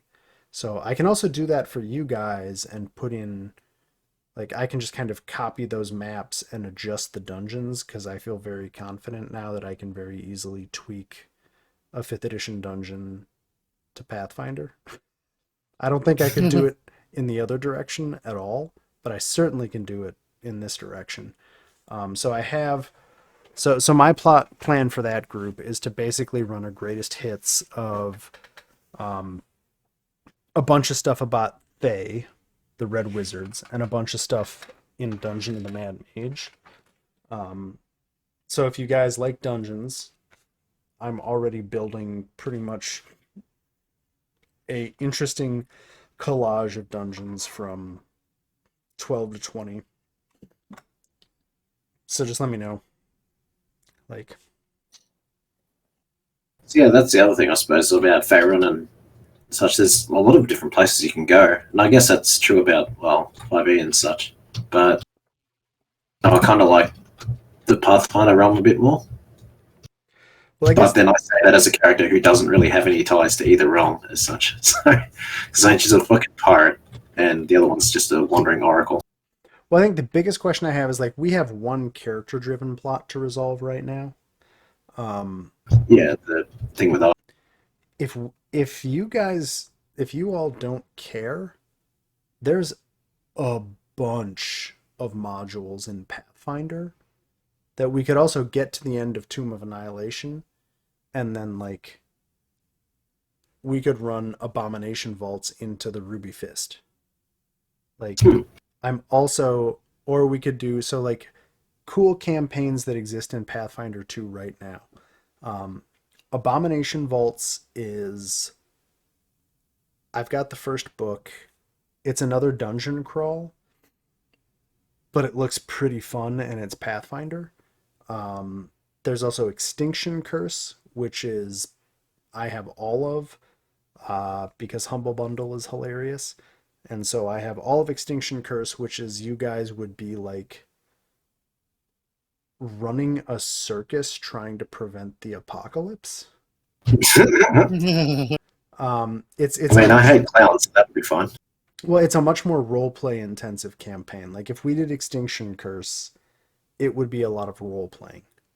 Because Go ahead. Sorry, go on. I was going to say so far it's pretty much entirely combat based and built the characters accordingly, I suppose. It would be nice to try, I don't know, just a little bit at least, non-combat stuff as well. And Yeah. admittedly, maybe not puzzles because I'm fucking dog shit at those, but maybe the rest of you guys like puzzles. But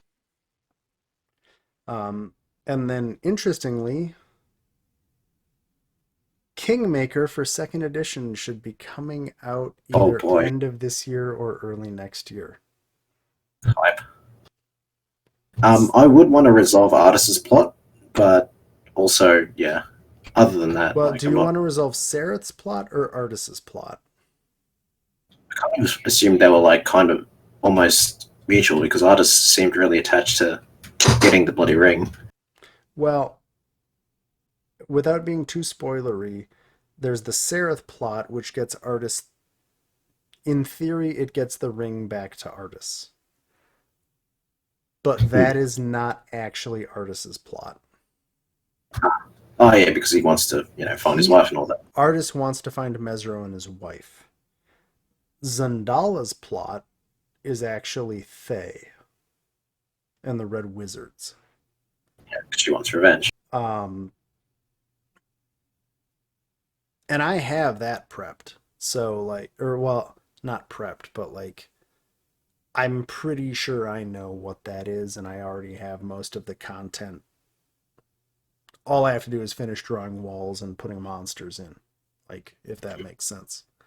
So I'm also totally happy to run that. I guess I'm just trying to think, like, we're thinking, like, I'm trying to think of what to prep. Well, that's the thing. I don't want to like have it all about my own characters either. Like, also about Gale and Murakana. What do they think? Yeah. So it's also 12:30, so I'm assuming people's Yeah, brains yeah. are starting to shut down. Probably But- should. Oh yeah, no, the brains are shutting shit, down. 12:30? But honestly, I'm good with going anywhere. Yeah, I guess I want to like, because we're coming up to the tomb, and it's going to take longer for us to do it than it is the other group because we're going to meet every other week. Hopefully we can get all of our timing figured out so that we can get a bit more done each session, so that we can kind of progress. But I'm guessing the tomb itself, like, and the tomb is the end of Tomb of Annihilation ends at the end of the tomb. That's the end of the campaign. The book stops, right? And so I'm bringing it up now because we're coming into the final chapters. So I don't want like an unduly long break while I prep stuff to keep going. So I'm just trying to plan ahead, right? Because we've probably got 2-3 months to get through the tomb if we're playing every other week. But that's plenty of time for me to start like piecing together if you guys have stuff you want for your characters, that'll be fun for you to play. Just let me know, because I mostly want to try and make it fun and interesting, and like if we can pull narrative in, cool. If we just want to run combat, I'm happy to like just keep designing crazy combat shit because that's fun for me too. That's the other thing. Like, could we do non-combat stuff as well, like in between as well? I don't know. Like, would that make? So one of my plans is once the tomb ends, I'm planning on putting in a chunk of like a, I don't know if it's going to be a time skip or if it's going to be I want to put time into like however you guys want to engage with the world. After we finish the tomb, I want there to be that breather, right? Like, so like narratively, like, okay, so you guys come out of the tomb. What do you do? Like, where do you go? And then what do you do for the next 2 months, 3 months, 6 months? Like, and that gap narratively is really where I want it to be more you guys just like, you tell me what happens. Like, do you all go to the same city? Do you split off? Like, what do you do? Because that helps inform like how we, if we have to get the gang back together, right? Like, or is it, do you come out of the tomb? Son of a bitch. I mean, Yeah. Or like, is it you come out of the tomb and it's like, well, we got to go find the ring? Like, is that the answer? I don't know. Um, Depends on how chill Artis is with Sarath running around. well, I also have, and I'll talk to you about this, Lyok, and probably one-on-one, because that's Sareth is your character, because I also have a way of dealing with that doesn't happen in game. To be blunt, like, if we just want to, do a 6-month time skip, where like everybody goes back to Baldur's Gate and chills for 6 months and does what they want, And I know they're under attack or some shit. well, it's more just like, well, Artis isn't going to sit on his ass, and neither is Zendala. So maybe they resolve that and come back, and then we can figure out like, okay, then do you guys care about Mesro, or not? Because if you don't care about Mesro, if you're not interested in Mesro and the lost city of Mesro, then I don't want to run it. Like, I didn't mind Mesra. I thought it was interesting. I like it, honestly. It's fun. because I want to. go ahead. I would like to figure out what's going on with it. Because there is a version of this campaign where we don't ever leave Chult and go all the way to level 20. Like, Yeah. there are ways we can do that because we have only scratched the surface of what's going on in Chult right now. So I guess it's all just like, what do you want to see? Where do you want to go? Do you want dungeons? Do you want more hex crawl? Do you want politics? Because all of those are possible also still without ever going back to the Sword Coast. That's what I was kind of thinking with, he brought up, like, only progressing stuff every 2 weeks. Like, I don't know, maybe hence a non-combat suggestion or something like that in between. I don't know about schedules or anything like that, though. So, Well, I think we'd have to talk about that because there's probably like, so like things that are going on in Chult, right? Like, there's Mesro. You guys pretty much ignored the Fane of the Night Serpent and Rosin Sea completely. And they like, didn't give us an invitation, the rude bugger. well, you guys didn't do the other stuff. Well, I mean, we still got to go back to the mermaid girl in the temple. The mermaid girl in the temple. Okay. You're talking about the lobster girl who's not a lobster anymore? No. We're gonna Kura? we'll go back and we'll go back and have fun with Cora later. Well, Yeah, okay. Americana So like, will. forces in Chult. So there's Port But I was talking Nianzaru. about the. Well, I'm just going to go through the list real quick, just so you have some ideas. right. So there's Port Nianzaru and the Merchant Princes, right? Which we didn't touch on barely at all. There's that Merchant Prince caravan out in the jungle. There are the Eldani and the Order of the Gauntlet, which was Kura and the remnants that didn't join the Merchant Princes. There's Rosin Sea and whatever the hell he's doing. There's Mesro. There's the Flaming Fist. There's the Ruins of Mesro.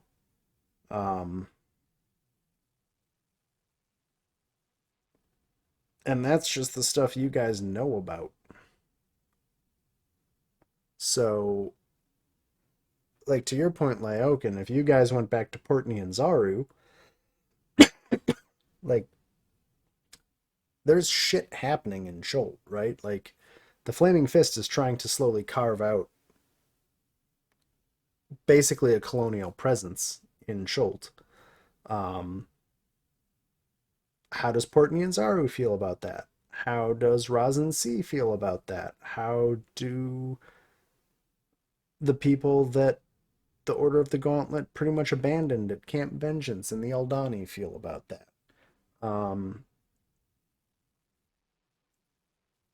Yeah, like, great. Yeah. there's tons of stuff. Like, Zalcore is still chilling out in that temple in Nangalore. Although I don't think you guys met Zelcore, but that was where Rio's girlfriend fucking Right, yeah. suicided her first character um, against a Medusa. Um, and there's things that are going to happen in the tomb that, like, yeah. Anyway, we could never leave Chult. And there's a ton of like politics and colonialism and native interests that if we want to do a political campaign where we kind of do play by post in between sessions, like if that makes sense, like where like we actually talk about stuff in between sessions about what you guys are doing every 2 weeks and like have the game progress every 2 weeks. We could do that, right? Like it's a game. We can make up the fucking rules whatever we want, and I can just come up with plot. Yeah. So yeah, it's. Have we even talked about Dendar the Night Serpent? Oh, really? Ah, Not see, the least bit. not in the least. So yeah, I'll try and inject at the end of Tomb. I'm gonna try and engineer some events right at the end of Tomb that leave a bunch of plot threads for you guys to follow if you want or ignore. Um, yeah, the nice thing about this group is if we meet every 2 weeks, I have a lot more time between sessions to like think and plot. Not having to figure it out. Me with my Charlie Day face, right? That's Okay, so this is oh I'm still wow, happy about that. that was pretty good. That was a pretty good one. Oh my god, I'm still I recording. even downscaled the little clip out so that it was the right shitty resolution. uh, Should have tinted it blue though. yeah, well. Oh, I made a custom token for the Tomb of Annihilation that I spent like 3 hours using GIMP on. And I bet you nobody's going to notice it. There's a challenge when we get into the tomb. Let's see if you can figure out which token I made. Um, anyway. Cool. Thank you all. I'm going to hit the button. Boom.